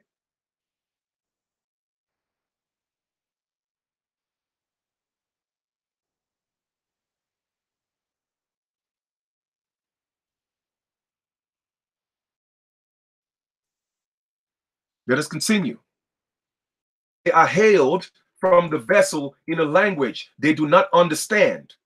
Yet they shout, yell in return by way of answer, according to the custom of their country. Many are for running off to the woods, but are pressed by others to stay, in order not to give off offense to their visitor, who might find them out and destroy them. The house, some say, large canoe at last stops, and canoe of a smaller size comes on shore with the red man and some others in it. Some stay with his canoe to guard it. The chiefs and wise men assembled in the council from themselves into a large circle towards which the man in red clothes approaches with two others. He salutes them with a friendly countenance, and they return the salute after their manner. They are lost in admiration. The dress, the manners, the whole appearance of the unknown strangers is to them a subject of wonder. But they are particularly struck with him who wore the red coat of glittering with gold lace, which they could in no manner account for. He surely must be the great Manito, but why should he have a white skin? Okay, once again, proving to you that the people of this land, they were not pale people. Okay, he surely must be the great Manito. So they're saying, man, he must be the great being, but why do he have white skin? Meanwhile, a large hakwak is brought by one of his servants, from which an unknown substance is poured out into a small cup or a glass and handed to the supposed Manito. He drinks, has the glass filled again, and hands it to the chief standing next to him. The chief receives it, but only smells the contents and passes on to the next chief, who does the same thing. The glass or cup thus passed through the circle without the liquor being tasted by anyone, and is upon the point of being returned to the red-clothed Manito. When one of the Indians, a brave man and great warrior, suddenly jumps up and harangues the assembly on the impropriety of returning the cup with its contents. So what they're saying in this passage is here, they had a big cup that they poured some liquor in, and they gave it to the chief. The chief smelt it, but he didn't like the smell, so he passed it on to a next chief. And they passed it on to the next chief until it was passed around in a circle. Now you see why when our people come together, they smoke. What they do it in a circle, and they pass, puff, puff, pass. That is a culture of the American Indian. That is nothing new. When we did spiritual practices, a lot of it was done in a circle, because that kept the feng shui, the energy flow amongst the people. And anyone who wasn't in the circle, they were not allowed to partake in any rituals because they would break the circle. All right? So just wanted to share that with y'all. It was handed down to them, says by the Manito. They should drink of it as himself had done. To follow his example would be pleasing to him, but to return what he had given them might provoke his wrath and bring destruction on them. And since the orator believed it for the good of the nation that the contents of offered them should be drunk, and as no one else would do it, he would drink it himself, let the consequence be what it might. It was better for one man to die than that a whole nation should be destroyed. So once again, I am showing you the characteristics and the temperament of our people. When that liquor was passed, the liquor that the so-called white man came and gave to our people, because we had never seen the likes of such liquor. None of the chiefs wanted to drink it. However, a young brave chief, a soldier, got up and said, man, listen, you know what? If not drinking that is a disrespect to our guests, I am not going to let the chiefs drink it. I am going to drink it and let the consequences be what it may. All right? It is better for one man to die than the entire nation to be destroyed. Okay? That's what our people was like. That is the characteristics of American Aborigines, not these Negroes running around here calling themselves Aborigines, calling themselves American Indians. They have no idea what the hell it means. Okay? They are Aborigines in complexions, not in characteristic. Because we stood up for each other. We defended each other. We would rather die for each other. I know what blood run through me. I know that. But you also have the blood of those who sold us out. So you shall know a tree by its fruits. Okay? You shall know them by their fruits. Let us proceed. He then took the glass and bidding the assembly a solemn farewell, and at once drank up its whole content. So when again, you see when our people would take a drink, right? And they would pour some on the ground and say, yo, this is for Ray Ray, yo, this is for Pookie, son. That's what he did. That's always been part of our culture.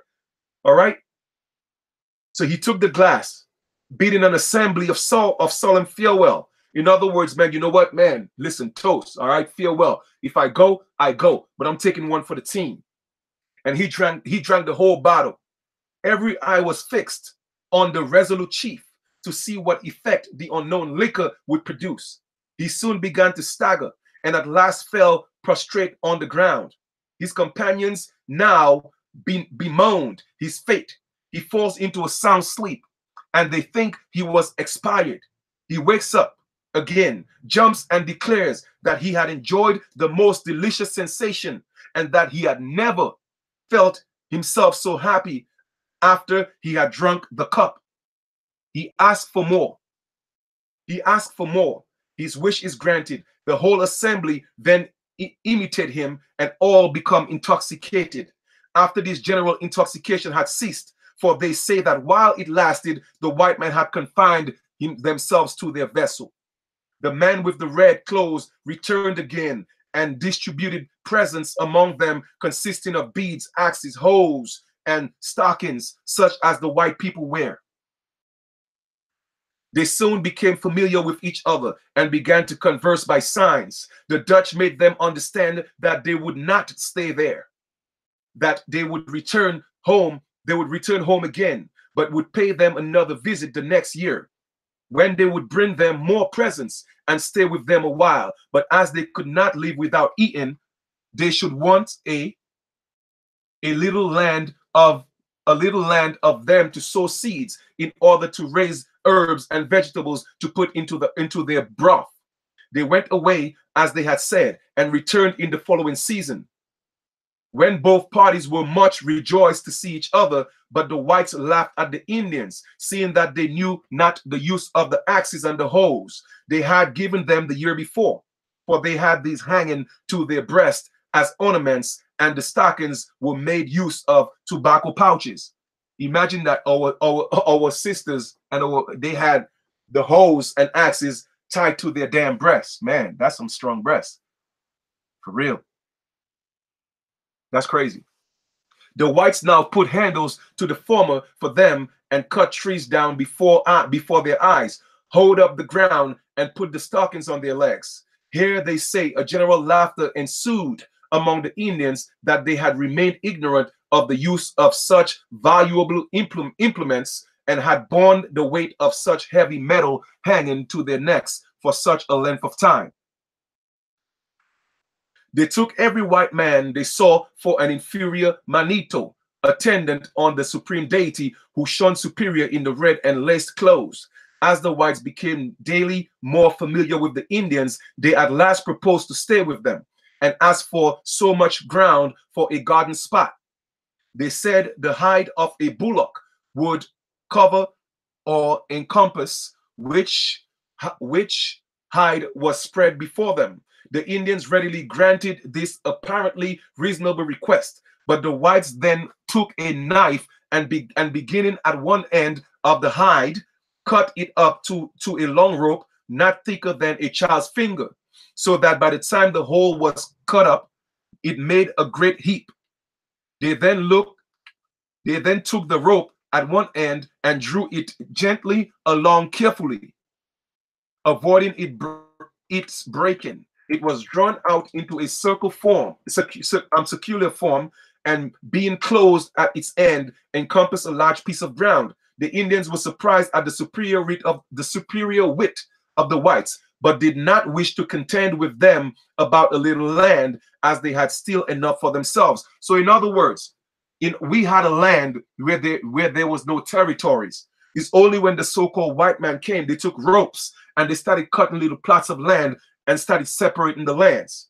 So therefore, when I say this entire land is mine, and I don't look at it from a standpoint of imaginary lines, okay? I don't. But it did with not which to contend with about a little land. So they're saying that, you know what, man? They say, okay, you know, what's a little land? We have a lot. Why don't we give the pale man a little land? But that, I think that was one of the lessons we had to learn from our ancestors. Okay, they were a little bit too generous, if you ask me. The white and red man lived contentedly together for a long time, though the former from time to time asked for more land, which was readily obtained, and thus they gradually proceeded higher up into the Machacanitok, until the Indians began to believe that they would soon want all their country, which in the end proved true. All right? So this is still Indian country.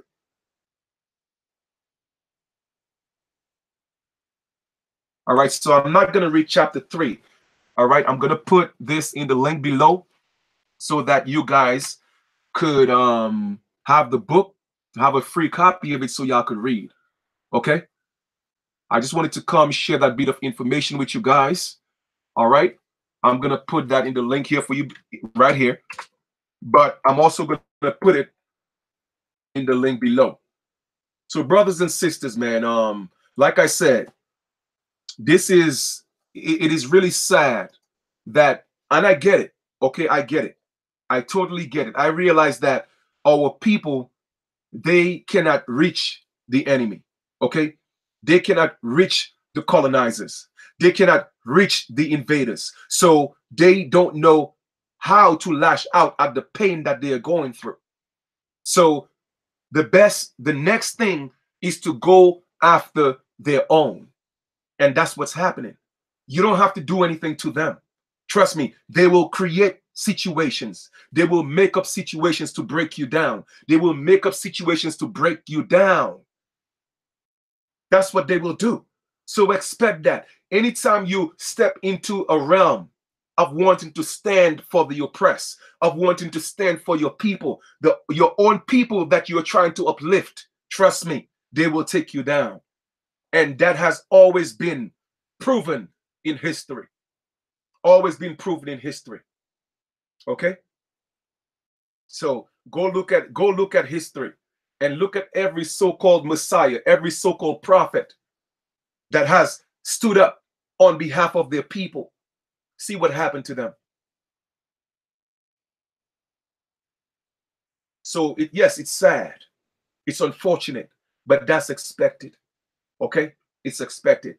But I had to go, and bring you and read this again so you know that some of our culture, our ways, our attributes, our mannerisms, okay? We were not a people who backbite each other. We were not a people who hate on each other. Those were learned behaviors. They were learned behaviors, okay? Learned. And I have some advice for a lot of these people that call themselves teachers and call themselves, scholars, and call themselves wanting to, be there for the people, but you are expressing such behaviors. You need to work on yourself. Work on yourself before you try come helping people, because you need help yourself. Okay? You need help yourself. How in one breath you are preaching unity, but in the next breath you are tearing a brother or a sister down? You are being a hypocrite. Okay? You are inconsistent with what you teach. You feel me? Nobody could go to any of my videos and hear me or see me degrading anybody. If I talk about anybody, it's because I'm addressing something and teaching or asking them questions. But you will never see me in no video degrading anybody. I will not do that. All right? Because once again, you shall know a tree by its roots. Why in one breath I'm here building my people? In one breath I'm saying how great we are. In one breath we are gods, but then in another breath I'm here degrading you? I mean, come on, seriously, man. Nah, this got to stop.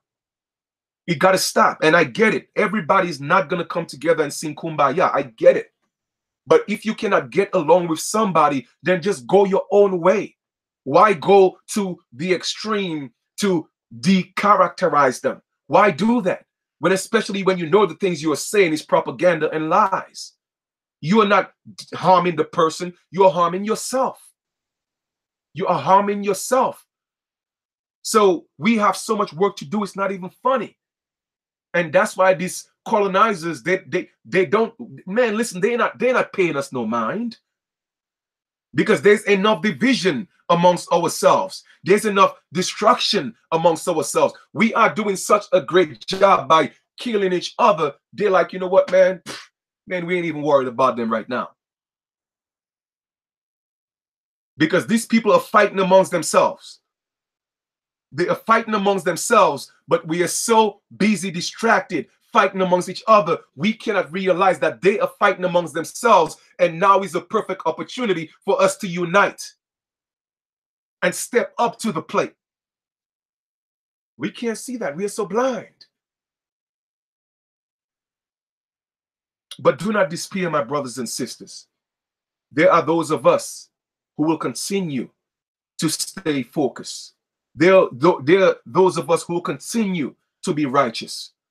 Okay? There are those of us who will continue to stay vibrating on that high frequency. You feel me? But once in a while, you will have a few demons or two. You will have that because it's called duality, the yin and the yang. And they always come at you to try to check your strength. Okay? But just know that they are already defeated, man. They are already defeated. And like I said, it's not going to take a lot of us. Okay? It's not going to take a lot of us to change this around. Never. We just got to keep pouring that positivity. We just got to keep pouring that love. You know what you do? You kill them with love. You kill them with love. That's what you do. You kill them with positive energy. You don't bring hate and negativity and animosity towards them. No, that's what they want. They want you to come and do videos. Even other people will suggest, hey, well, Chief, go with them. Hey, Chief, reply. Hey, Chief, respond. No, I'm not. I'm not. You should know me better than that to know I don't cater to low vibrational beings. Because the mere fact that I could go do a whole video just to reply to somebody who's vibrating a demon. I'm not going to do that. Why would I do that? That means they have power over me. I'm not going to do that. So I'm not going to give them the benefit of the doubt. I will not cast my pearls to swines. However, I will speak on the temperament of our people because I see it. I see it every single day amongst our people. Hurt people hurt people. Abused people abuse people. And it's sad.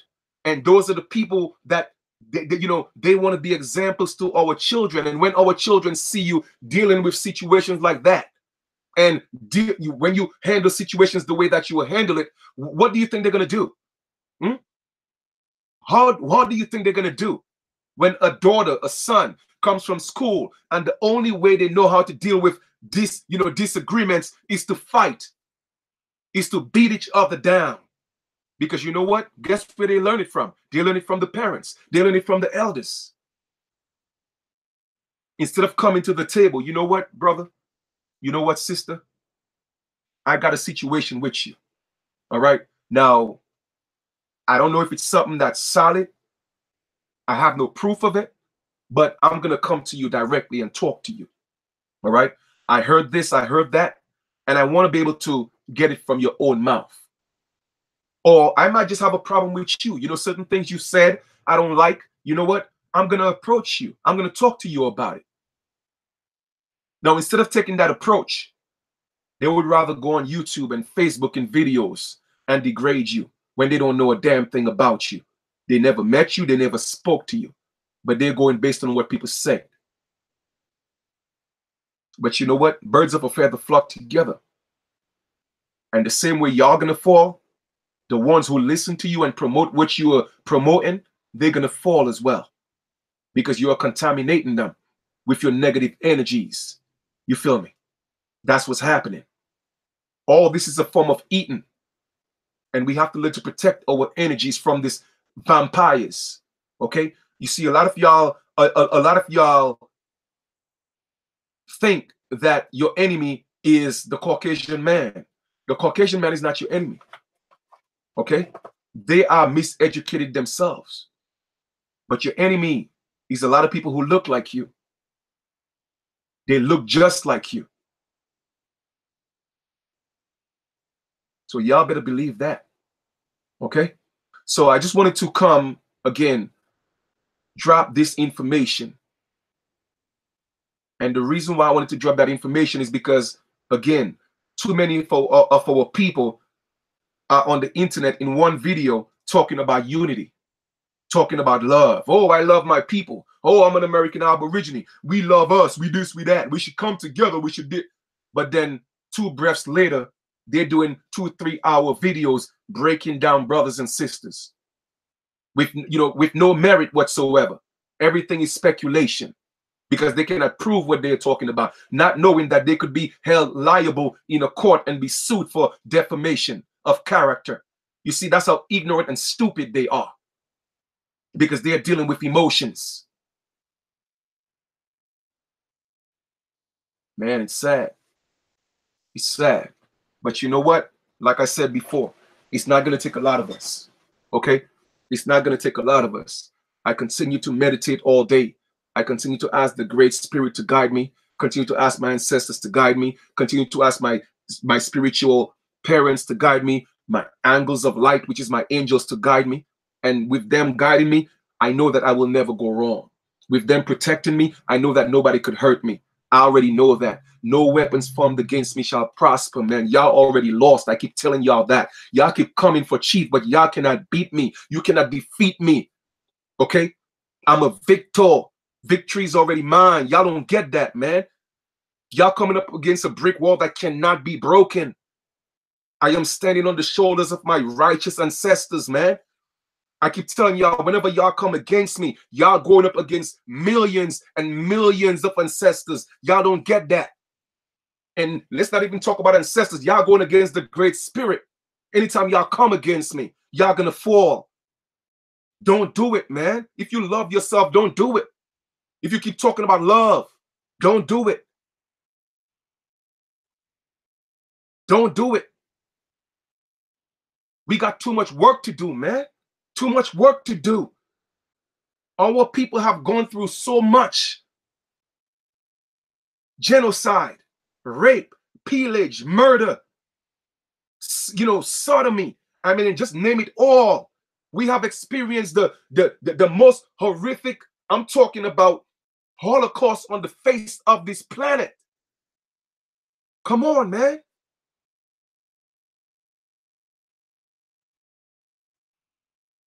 And all we have to do is just, man, we may have differences, but let us forget our differences for a minute. Let us focus on what we have in common. We are all being oppressed. Why can't we just focus on that? Deal with the oppressors, deal with the invaders, and then we sit down at a round table. For those of you who want to smoke, you know what I'm saying? Go ahead and smoke. For those of you who want to take a drink, man, do you. But then we come at the wrong table and we work out our differences amongst ourselves. But no, you cannot do that. You're looking for attention. Maybe because your YouTube channel is not doing so well. Maybe because your AdSense is not doing so well. So now you want to pull Chief Kalanago as a topic now. Man, I don't care about fiat currency, man. I don't care about that. That's not value to me. It's not wealth. Okay? It's not wealth. A wise woman told me it is better to have one loyal friend than all the riches in the world. Because once you have that one loyal friend, you have struck gold. Money cannot buy that. You see? So to me, that's where wealth is. For me, wealth is in friendship. All right? That's where wealth is, in relationships. Because guess what? When you have that, you could never be poor. When you have that, you could never want. When you have that, you could never need. That's what I'm looking for. Loyalty. People who are loyal, because I am loyal. I am loyal to my people. I am loyal to my ancestors. And y'all cannot take that away. And it's hurting you. It's killing you on the inside. That man, no matter what I do, this man keep rising. Guess what? I'm going to keep rising. Because I'm a light. I'm the light. I came from the light. I manifest the light. How can you stop the light from shining? Look, see? How can you stop the light from shining? You can't stop it. My light is always shining. Y'all cannot stop it. So stop wasting your time. Use your energy to go after the real enemy. Because my light is always going to shine. You cannot stop that. Y'all are fools. You feel me? I keep telling y'all, if y'all don't know who I am, go into meditation and ask the ancestors who I am. And a lot of y'all might think, oh, well, you know, he's being egotistical. No, I'm not being egotistical. All right? I'm not. I'm just letting you know. I know who I am. So I expect. I know all this attacks is coming. I already know it. Because I foresee y'all coming already. So that's why I'm always prepared. I'm always armored up. Always armored up with what? The light of the ancestors. The light of the Most High. The light of the Great Spirit is protecting me. So how can y'all take me out? Y'all take this physical body, guess what? I'm going to come back, what, tomorrow as somebody else. Y'all wasting y'all time, man. You wasting your time. We got too much work to do, man. Too much work to do. Too much. Pretty soon, you won't be able to feed yourself because all the foods are going to be poisoned. Why don't y'all focus on that? When the dollar bill crash, how are you going to eat? Where's your land at? So you can start growing your own food. Don't you think we have bigger things and better things to focus on? Huh? And y'all could go ahead and hate the video as much as y'all want, and I don't give a damn. Because I know y'all hate to hear the truth. I know that. But you see, I'm going to tell it to you. And that rage inside of you, I'm going to kill you with so much love. You can't help yourself but love me. That's why you talk about me. You feel me? But it's okay though. It's all right. Everything is going to manifest. It's all going to come to light. Because my ancestors are opening up the doors. Yep. And many people will perish. Everybody want men to be saved. And that's a fact. Everybody want men to be saved. And hey, it's sad, but you know, it is what it is. It is what it is. So I just wanted to come, you know, do a video and express that. You feel me? Because a lot of, like I said, a lot of our people are chaotic right now. Okay? It's in the atmosphere. It's one or two things. You see, a lot of people don't know how to find balance. We are living in the age of Aquarius where people are being enlightened. But at the same time, they don't realize that they are being enlightened also with a great force of negativity. People always focus on, oh, well, you know what? I'm enlightened. I'm a God. I'm a this. I'm a that. Not realizing that there is an opposite of what you are. And if you're not careful, then that opposite of you will manifest. You feel me? So you see, the same way there's enlightenment, there's another energy that's going to pull you back into the dark. You feel me? You see, the same way that the energy of being good, there's another energy in you that's going to pull you on the bad side.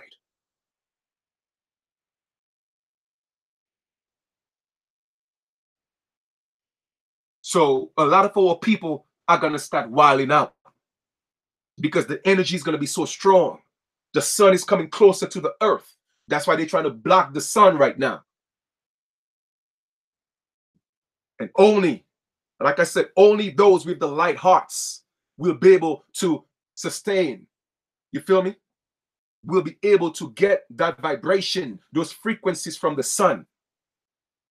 Because a lot of y'all that look like me with the same complexion, y'all trust me, y'all gonna be destroyed. Because your heart ain't right. Your heart is not right. So you're gonna be faced with disease and plagues. And you're gonna start becoming sick. You know what's gonna happen? You're gonna be from the inside out. Your body is gonna be eaten out. And you'll see yourself fade right before your eyes. Why? Because of your poisonous heart. Causing that to your own self. Self-destruction, self-hate. That's what it's called. Man. You're going to see yourself dissipate. You're going to see yourself start, you know, becoming sick. Why? Because of your heart. Brothers and sisters, it's not too late, man. It's not too late. Learn to forgive yourself and then forgive others. And don't just talk about when you ask for forgiveness. Don't just ask for forgiveness because you think that's what people want to hear. No, I see through y'all. I already know. Okay? Ask for forgiveness and mean it. Okay? And forgive people. Forgive people for the wrongs that they have done to you. Whatever it is. And mean it. Learn to know what it feels like to have a heart that's as light as a feather.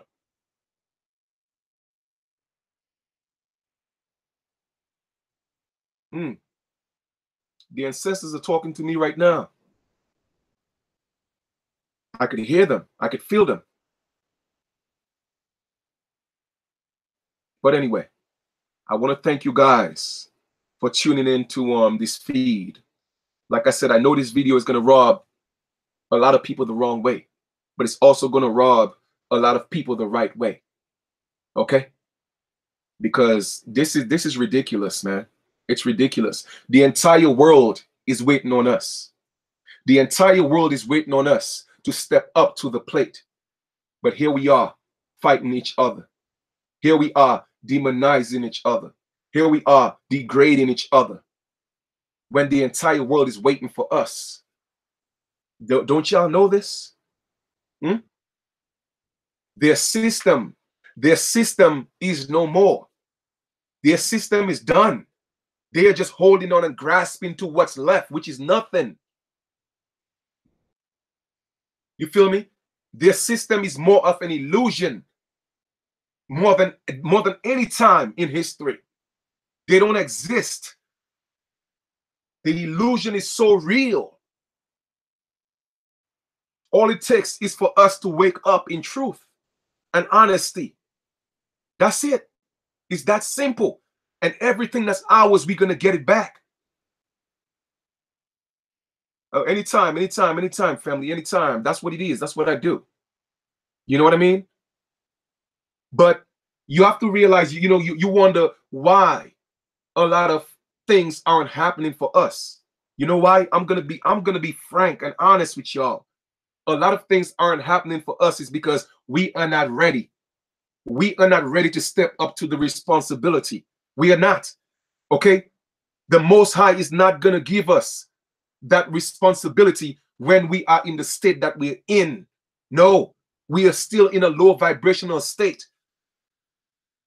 So how can you get the responsibility of being the role model for the world? No, that's not going to happen.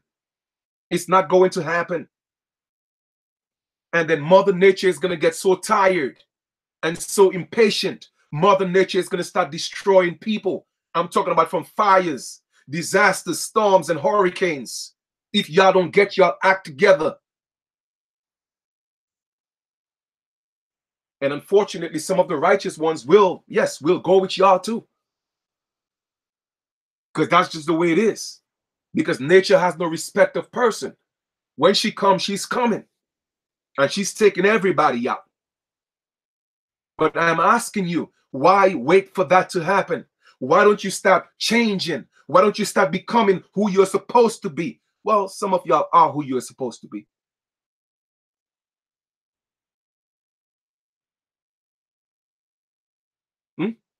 Don't you know with power comes with great power comes great responsibility?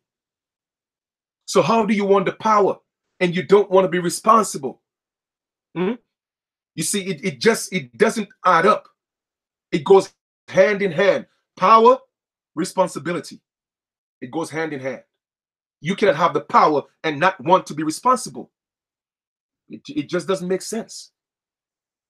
So the Creator is not going to give us what we want unless we change our ways. We're not going to get it. We are not going to get it. And the longer we continue to vibrate in this low vibrational frequency, the longer the colonizers will have their feet on our necks. Y'all better realize that. Okay? The longer we continue to fight each other, the longer we continue to disrespect each other, the longer the invaders will have their feet on your necks. The longer they will be able to they'll be able to kill you in the streets, take your babies and put them in jails, disrespect our women, disrespect our men. Their system will continue to stand the longer you continue to fight amongst yourselves.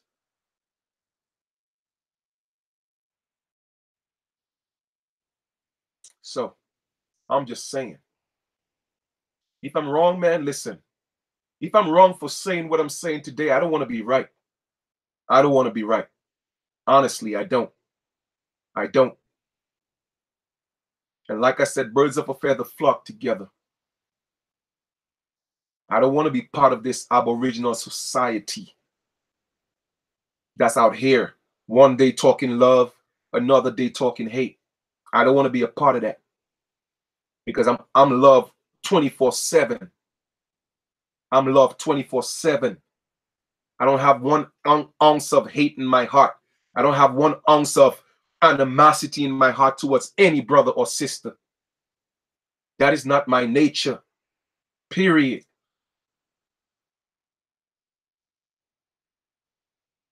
So I'm not talking about being an aborigine. No, I am living it. I know what it means. It's in my DNA. It's in my DNA. I could only speak for myself. I can't speak for nobody else. I don't know you, but you know yourself. You know yourself. You know what I do? I'm like, let me show y'all. Y'all think I play things, right? I have, this is water right here, right? I'm not sure if you could see it here, right here. Okay. Now, what I do is this. I look into the water, I see my reflection. Okay. I look into the water, I see my reflection, and water, okay, it has waves, it communicates. And this water is coming from the land. This is pure water, all right? No preservatives, nothing, all natural elements, okay? And of course, I drink it as well. But I have my candle lit, an incense just finished burning, and what I do is I take the water and I look into the water to look at my reflection, because that's how we saw our reflection in the ancient age. We didn't have mirrors. So I look into the water, look into the my reflection, I speak to the water, and I ask the water to show me who I am. Okay, I ask myself, the true self, that I am in me, to manifest. And I look into the water, and the more I look into the water, the more I could see myself changing. So I am in tune with who I am. And you see, a lot of y'all have a problem with Chief Kalinago because you know there's something about Chief. You just can't figure it out. You don't know. So you know what? I'm going to make up some things. But you can't figure me out.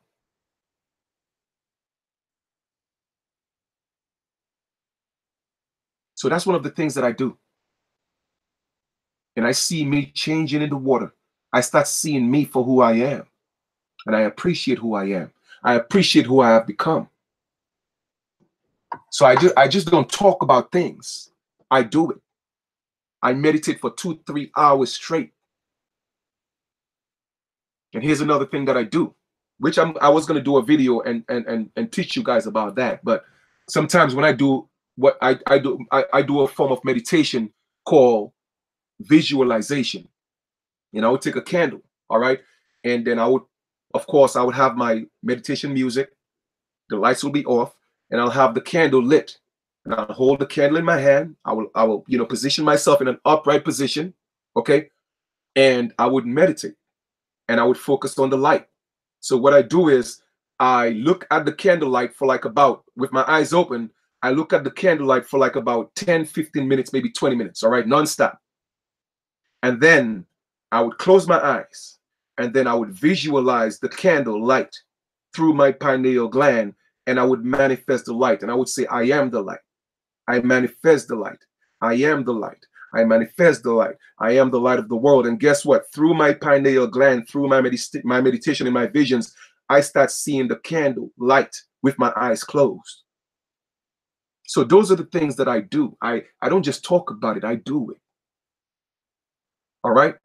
And I meditate for 3 hours straight. So what I do now, because a lot of times when you meditate, sometimes your mind tend to go in different directions. And that's cool, because meditation is not about controlling your mind. Meditation is about staying focused and allowing your mind to be exactly where you need it to be. So sometimes if it goes somewhere else, what I do is I let it go with the flow. But if it's a thought that I don't want at the time, then I create what's called like a bin, a garbage bin in my mind, and I just take it like a computer. If you want to delete something, you take it and you put it in the garbage bin. So it's the same thing that I do. So if a thought come in, I take that thought and I put it in the garbage bin in my mind where I cannot get it again. And then I continue and I refocus myself and I continue to be focused. Now, the reason for the candle is so that I could visualize, so that my mind is always in that right here, right here. I'm focused. And then I start manifesting things. I start meditating on things. All right. So that's just some of the techniques that I use, in different types of meditations. All right. So just wanted to share that with you guys. But you have to know who you truly are. Okay. You have to know who you truly are. And a lot of people don't know who they are. They are living a life or a perception of who they think they are, but that's not their innate self. All right. They're just caught up with other outside stimuli or stimuli.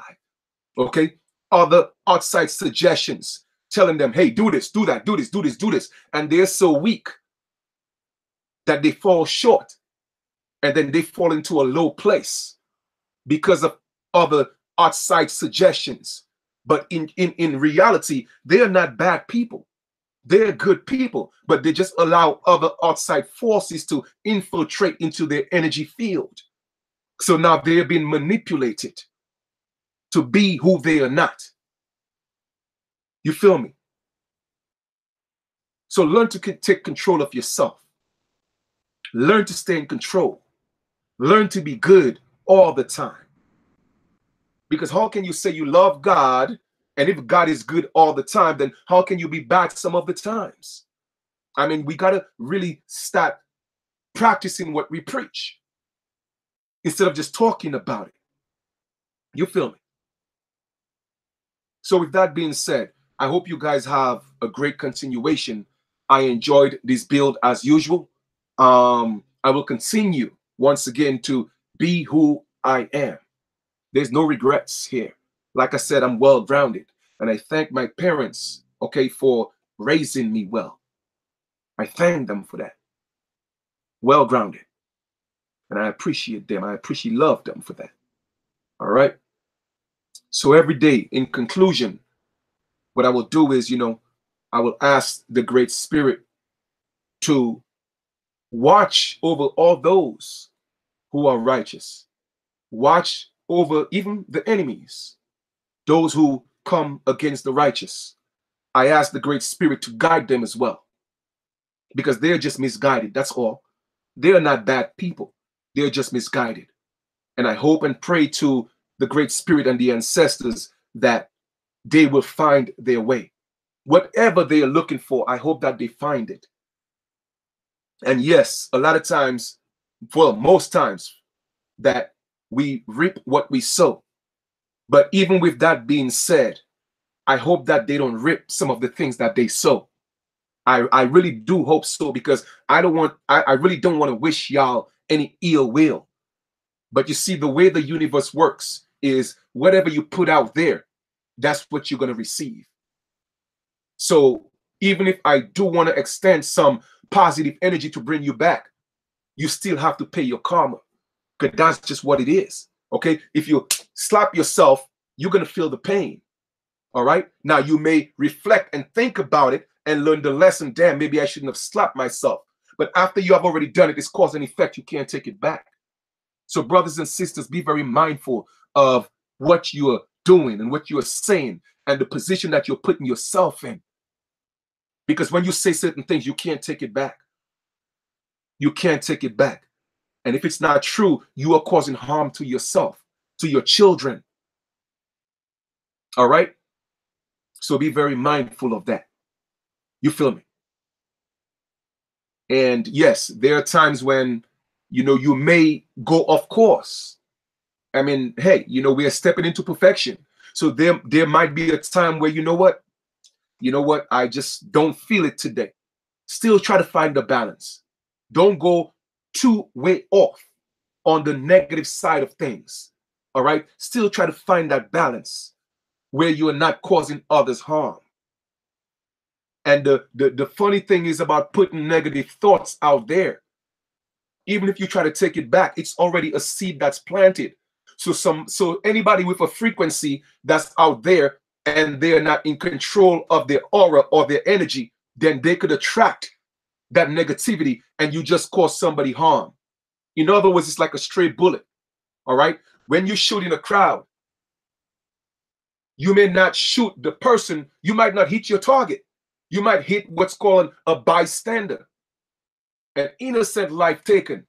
Just because the bullet already went out, you can't stop it, and you missed your target.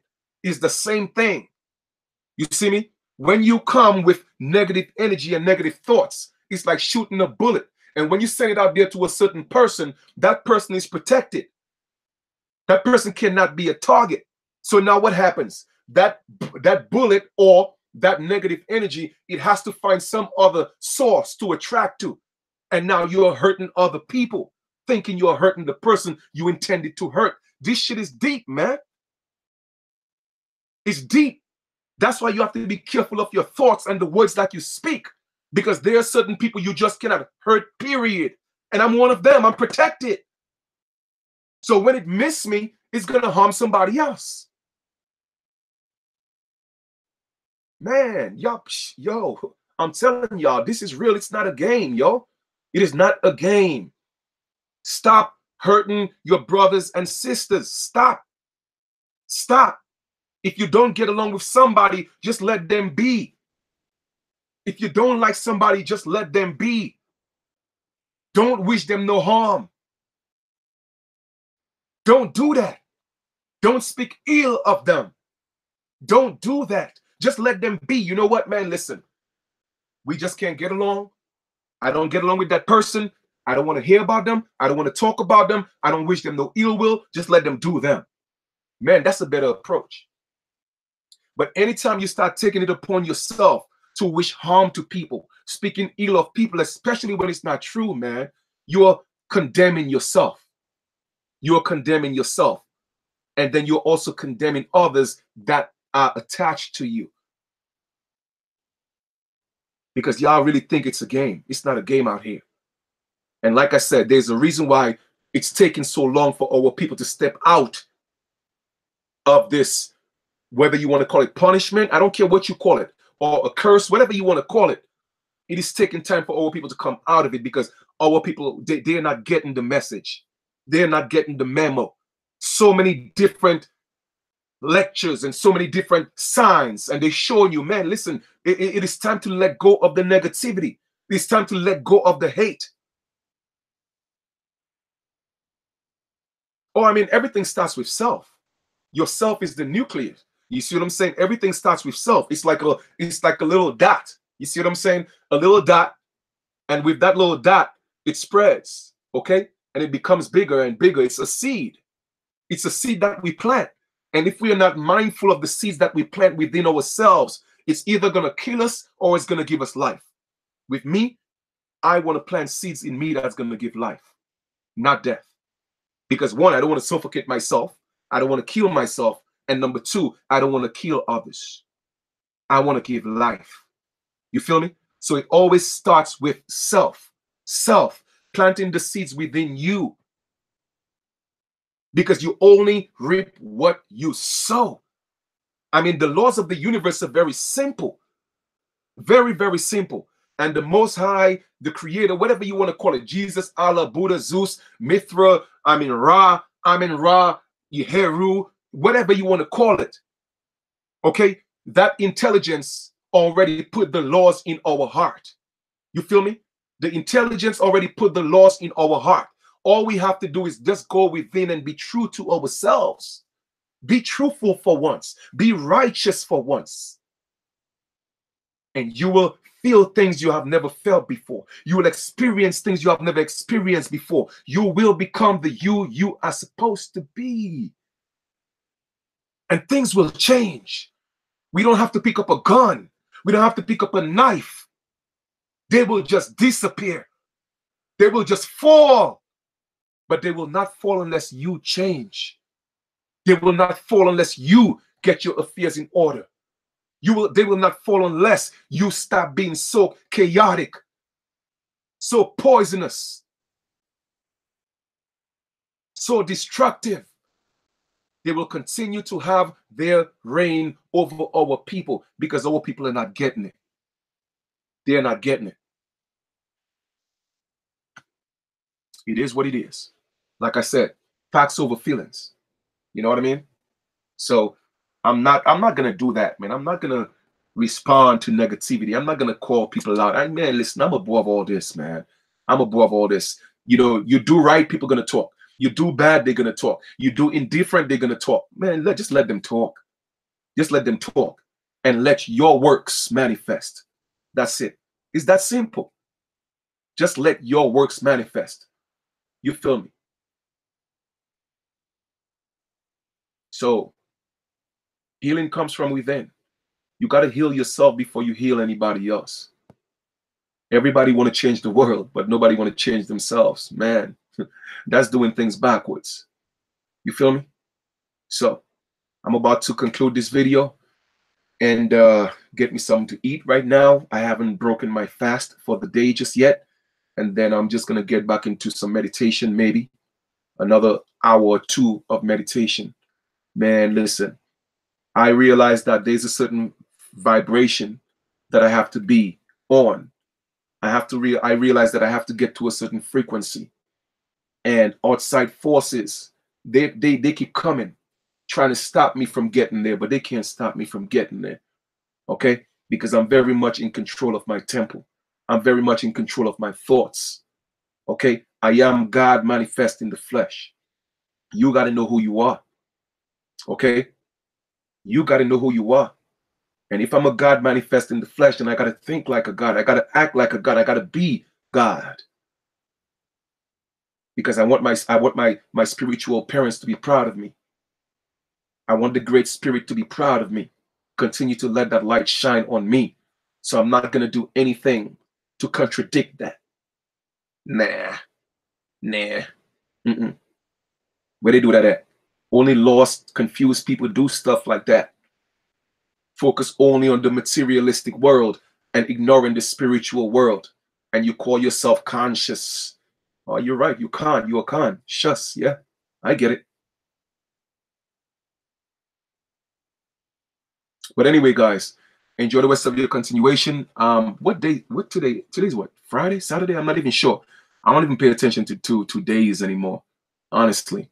But hey, I love you guys, man, and continue to be good. All right, continue to take care of each other. You know, learn what it means to be your brother's keeper and your sister's keeper. Learn the true definition of that. Okay, and you will see things happen for you, for real. Be true to yourself. It's the only way to be true to others. It's the only way. You cannot deceive yourself. Okay, you could deceive people, but you can't deceive yourself. And people who could see through people, you can't deceive them either. So stop being fake. Be real. And if you can't deal with people, just leave them alone. You don't have to back talk them. You don't have to do that. Okay? We got too much work to do. Too much work to do. Our children are being taken to jails every single day for just wanting to be them. All right? Women have men in court because men want to be good fathers and they broke up with the woman. Vice versa. Men have women in court and they're doing it because they're vindictive. Brothers killing brothers, sisters killing sisters, everybody disrespecting everybody. Like, brothers and sisters, at what time are we, at what point are we going to say enough is enough? Can't we just love each other, man? Hmm? Oh, I mean, brother Malcolm, I'm not saying that people are gonna grow in their own time. I'm not worried about that. You know what I'm saying? Of course, there's more to it than that. You know, I'm not mad at people for being who they are. I'm just playing my part in planting that good seed. You feel me? You see, I'm not just talking about the problem. I am giving solutions. I'm not attacking anybody. I'm not complaining. You feel me? But I'm letting people know that there is a problem. You see, for you to fix anything, you have to identify the problem. You know, if you have a car and your car don't need brakes, you're not going to go fix the brakes. But if you're going down a hill and you start squeezing the brakes and the car is not going to stop, then you have to fix it. But guess what? Before you fix it, you have to identify the problem. So you have to identify the problem. So if you have a mental disease, I am pointing out the disease. I am pointing out the symptoms of being diseased. So now that you have identified the symptoms of being diseased, now you could work on it. So I am not beating those people down. I am not bashing them. That's not what I'm doing. I'm letting them know that they need to identify that they are ill. Because you see, we haven't realized that that's an illness because it has become a norm. You feel me? It has become a norm. Hurting each other is normal. Calling a sister a bitch is normal. Calling a brother a nigger is normal. You feel me? Beating on our women is normal. Our women provoking fights and punching brothers in their faces and telling them, well, go ahead, what you're going to do. It's normal. That's normal behavior to a lot of our people. So I want them to know that's not normal. It is not normal. The only way for you to know if there's a left, you have to know that there's a right. If you only had one arm in front of your chest, then you couldn't compare anything. How would you know which one is left or right? You have to know the difference. And if nobody's teaching you that there's a problem, then how can you fix it? If you don't know degrading your brothers and sisters is a form of illness, then how would you know to fix it? So I am not beating them down. I am just making them aware. that that is an illness. There is something wrong with it. And they have to work on themselves. They have to fix themselves if they so choose, because everyone has free will. You feel me? So you can't call yourself God and in one token call yourself God, and in another token you are there hating people and destroying people and degrading people. No, those are not the characteristics of the Great Spirit. No. You see, the Great Spirit don't hate. The Great Spirit is not jealous. The Great Spirit doesn't have envy. People don't realize that. Those things are only expressed in the creation of the Great Spirit. That's why it cannot be expressed in the Great Spirit, because the Great Spirit got to stay pure all the time. That's why they say God is good all the time, right? So now, if you are walking in God, or you are walking in the presence of the Great Spirit, how are you going to tell me one day you could be this and one day you are the next, degrading people and fighting people and destroying people? No, no, man. That's not how it works. That's not how it works. You have the same religious concept of, I could do anything I want. I could be evil all day.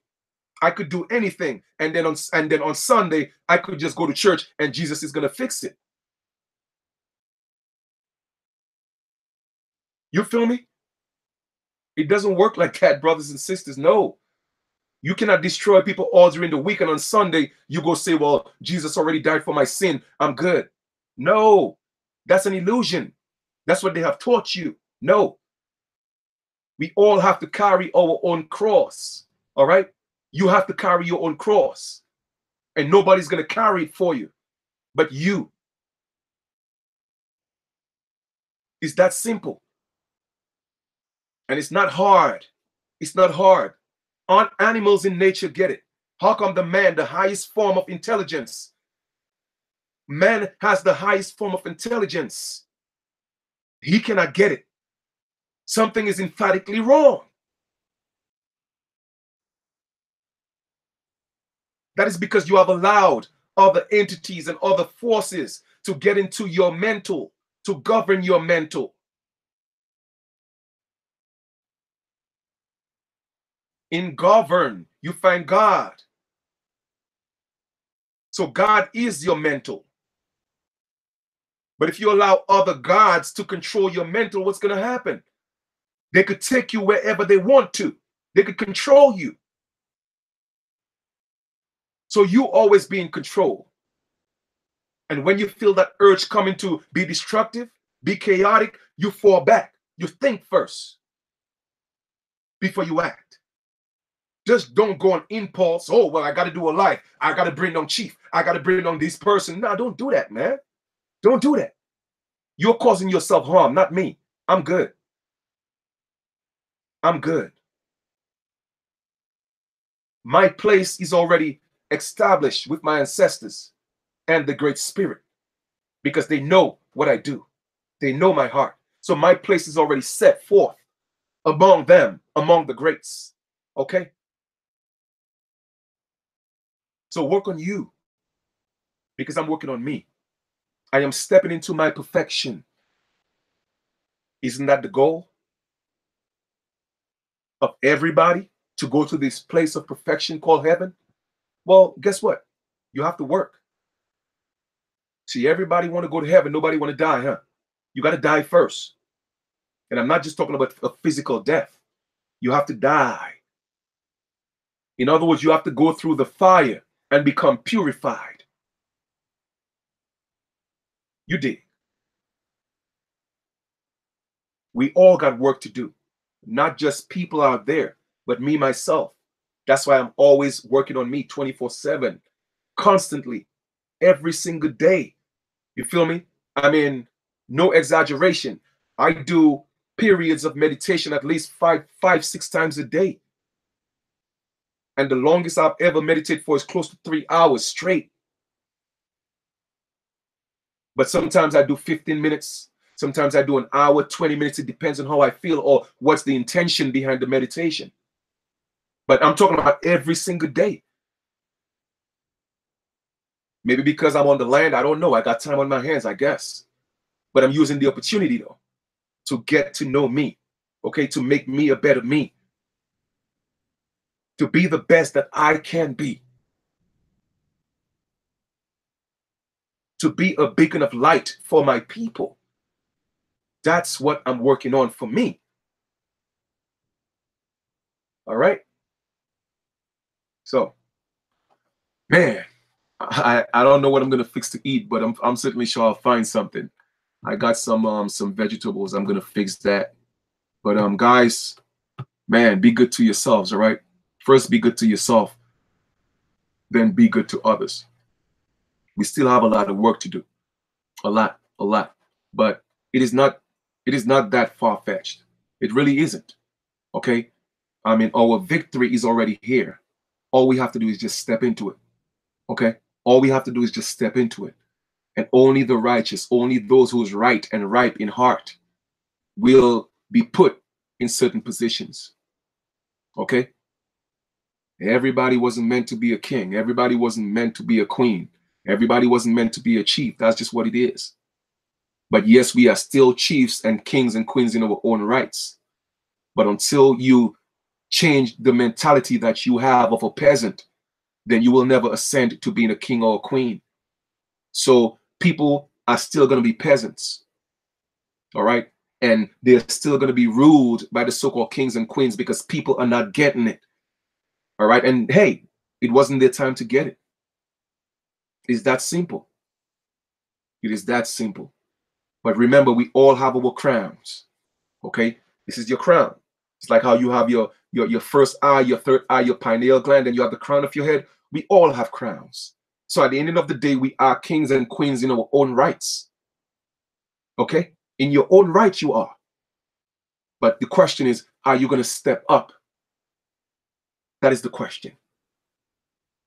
That is the question. All right? So it's literally up to you because you got free will. Nobody forces you to do anything.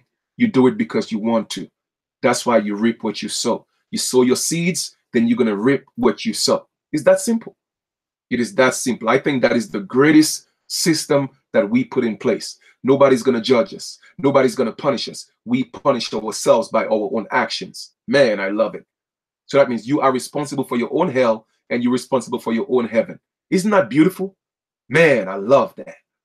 I love it. So I am creating a heaven for myself. So that means I have to be good all the time. I have to love all the time. It doesn't mean that I'm going to like everything. No, it doesn't mean that. But I'm going to love always. See, there's a difference. When you know, you know. Okay? Because you don't like something, it doesn't mean, you have to hate it. Or it doesn't mean you don't love. No, you could love all the time. You could love all the time. It doesn't mean you have to condone things. No, but you could love all the time. It doesn't cost to love. You feel me? If something is not for you, you don't have to partake, but it doesn't mean you have to hate people. No, you don't have to. And when you start mastering those attributes, those characteristics, then you start stepping into a higher consciousness of or a higher awareness, so to speak, of who you are truly supposed to be. Stepping into your crown, stepping into being the king and the queen, the God that you are. Okay? And yes, we are all gods. We are. But some people are just fallen gods. That's all. And then you have those of us who are ascending into our Godship. Godship, spaceship. You get it? It's an ascension. You did. There we go. Love is concurrent. Love is always. That's it. Love is life, and life is love. So if you're not loving, that means you're not living. You feel me? All right. So talk to you guys soon. We will talk on a different note. Like I said, man, I'm always in great spirits and I'm always protected. All right. I'm always protected by the light. Believe that. So it's a beautiful feeling. I am love. That's right. That's right, lovely. I am love. I am the light. And for you to be the light, You cannot be speaking negativity and speaking hate and speaking destruction on your people. You know what I mean? Envy and jealousy. Nah, that's not life. That's not love. No, no, nope, not at all. Oh, you're right. I am going to keep pushing. I am going to keep pushing because I know there are elders, actually there are my peers that's listening. And then you have my elders. I have respect for my elders. So I'm not going to come on no videos and wild out and call people out. No, I'm not going to do that. I'm going to continue to stay positive. And even more so, I know that they're the younger ones, all right, that's listening to my videos now. You feel me? And special little shout out to Keisha's son, 7-year-old. I haven't met him yet, but for some reason it feels like I know him in my spirit, and he's watching, and he looks up to me. So I'm not gonna disappoint him. I'm gonna show him how a real man is supposed to act. All right, and any other young man, I'm gonna show them. I'm gonna be the example to show them how a man is supposed to act, what a man is supposed to be, and how a man is supposed to behave. Let them know that there's a difference. Show them something different. We don't always have to go at each other's throats when we have disagreements. Nah, that is not my way. That is not the way of the Great Spirit. Nah. So I am going to be the example. I am going to be the example. And no way you would ever find me disrespecting our women. I don't care what they say about me. I'm not going to disrespect them. My mother didn't raise me like that. Like I said, I was raised properly, well balanced. You feel me? So I don't care what sister out there that's talking about me or what brother that's talking about me. I'm not going to disrespect our women. I'm not going to do that. Nah. I don't care what behavior they express. And yes, they may put themselves in a position to be called certain names, but I'm not going to do it. I'm not going to do it. You feel me? I'm not going to do that. So we're just going to keep moving forward, be positive, work together. And those of us who are supposed to work together, the Great Spirit will bring us together, and we'll build and we'll work, and we'll definitely learn to love each other again. I know we can. I know that because the world is waiting. The world is looking, and we have a responsibility. So it is time to put in that work. Hey, peace and love, my brother. Creek running water. All right, so guys, it was great talking to you guys today, and we will talk soon. I'm about to conclude this video. May the Great Spirit continue to guide each and every one of you. May your ancestors, some of us may have different immediate ancestors, so I'm going to ask that your ancestors continue to guide you and protect you. May your angels of light continue to guide you and protect you as well. Okay? And uplift you and teach you and open up your eyes, open up your mind, and show you the ways and give you everything that you are seeking and wanting and longing for. All right. No, I don't filter water because the water we have, it comes straight from Mother Earth. So I don't filter anything. All right. It comes literally, the water that we have, it comes from 800 feet below Mother Earth. All right. It's called what's called, the Ozark water is actually considered to be one of the best waters in the United States. So we get that for free. All right. So much respect to my brother, I Am Will, and we got that natural water out there. So it tastes so good, so let's get back to life, family. Let's get back to living. All right. Living is loving and loving is living. Everything else is dead. Everything else is irrelevant. Honestly, the true wealth is in the relationships that we build.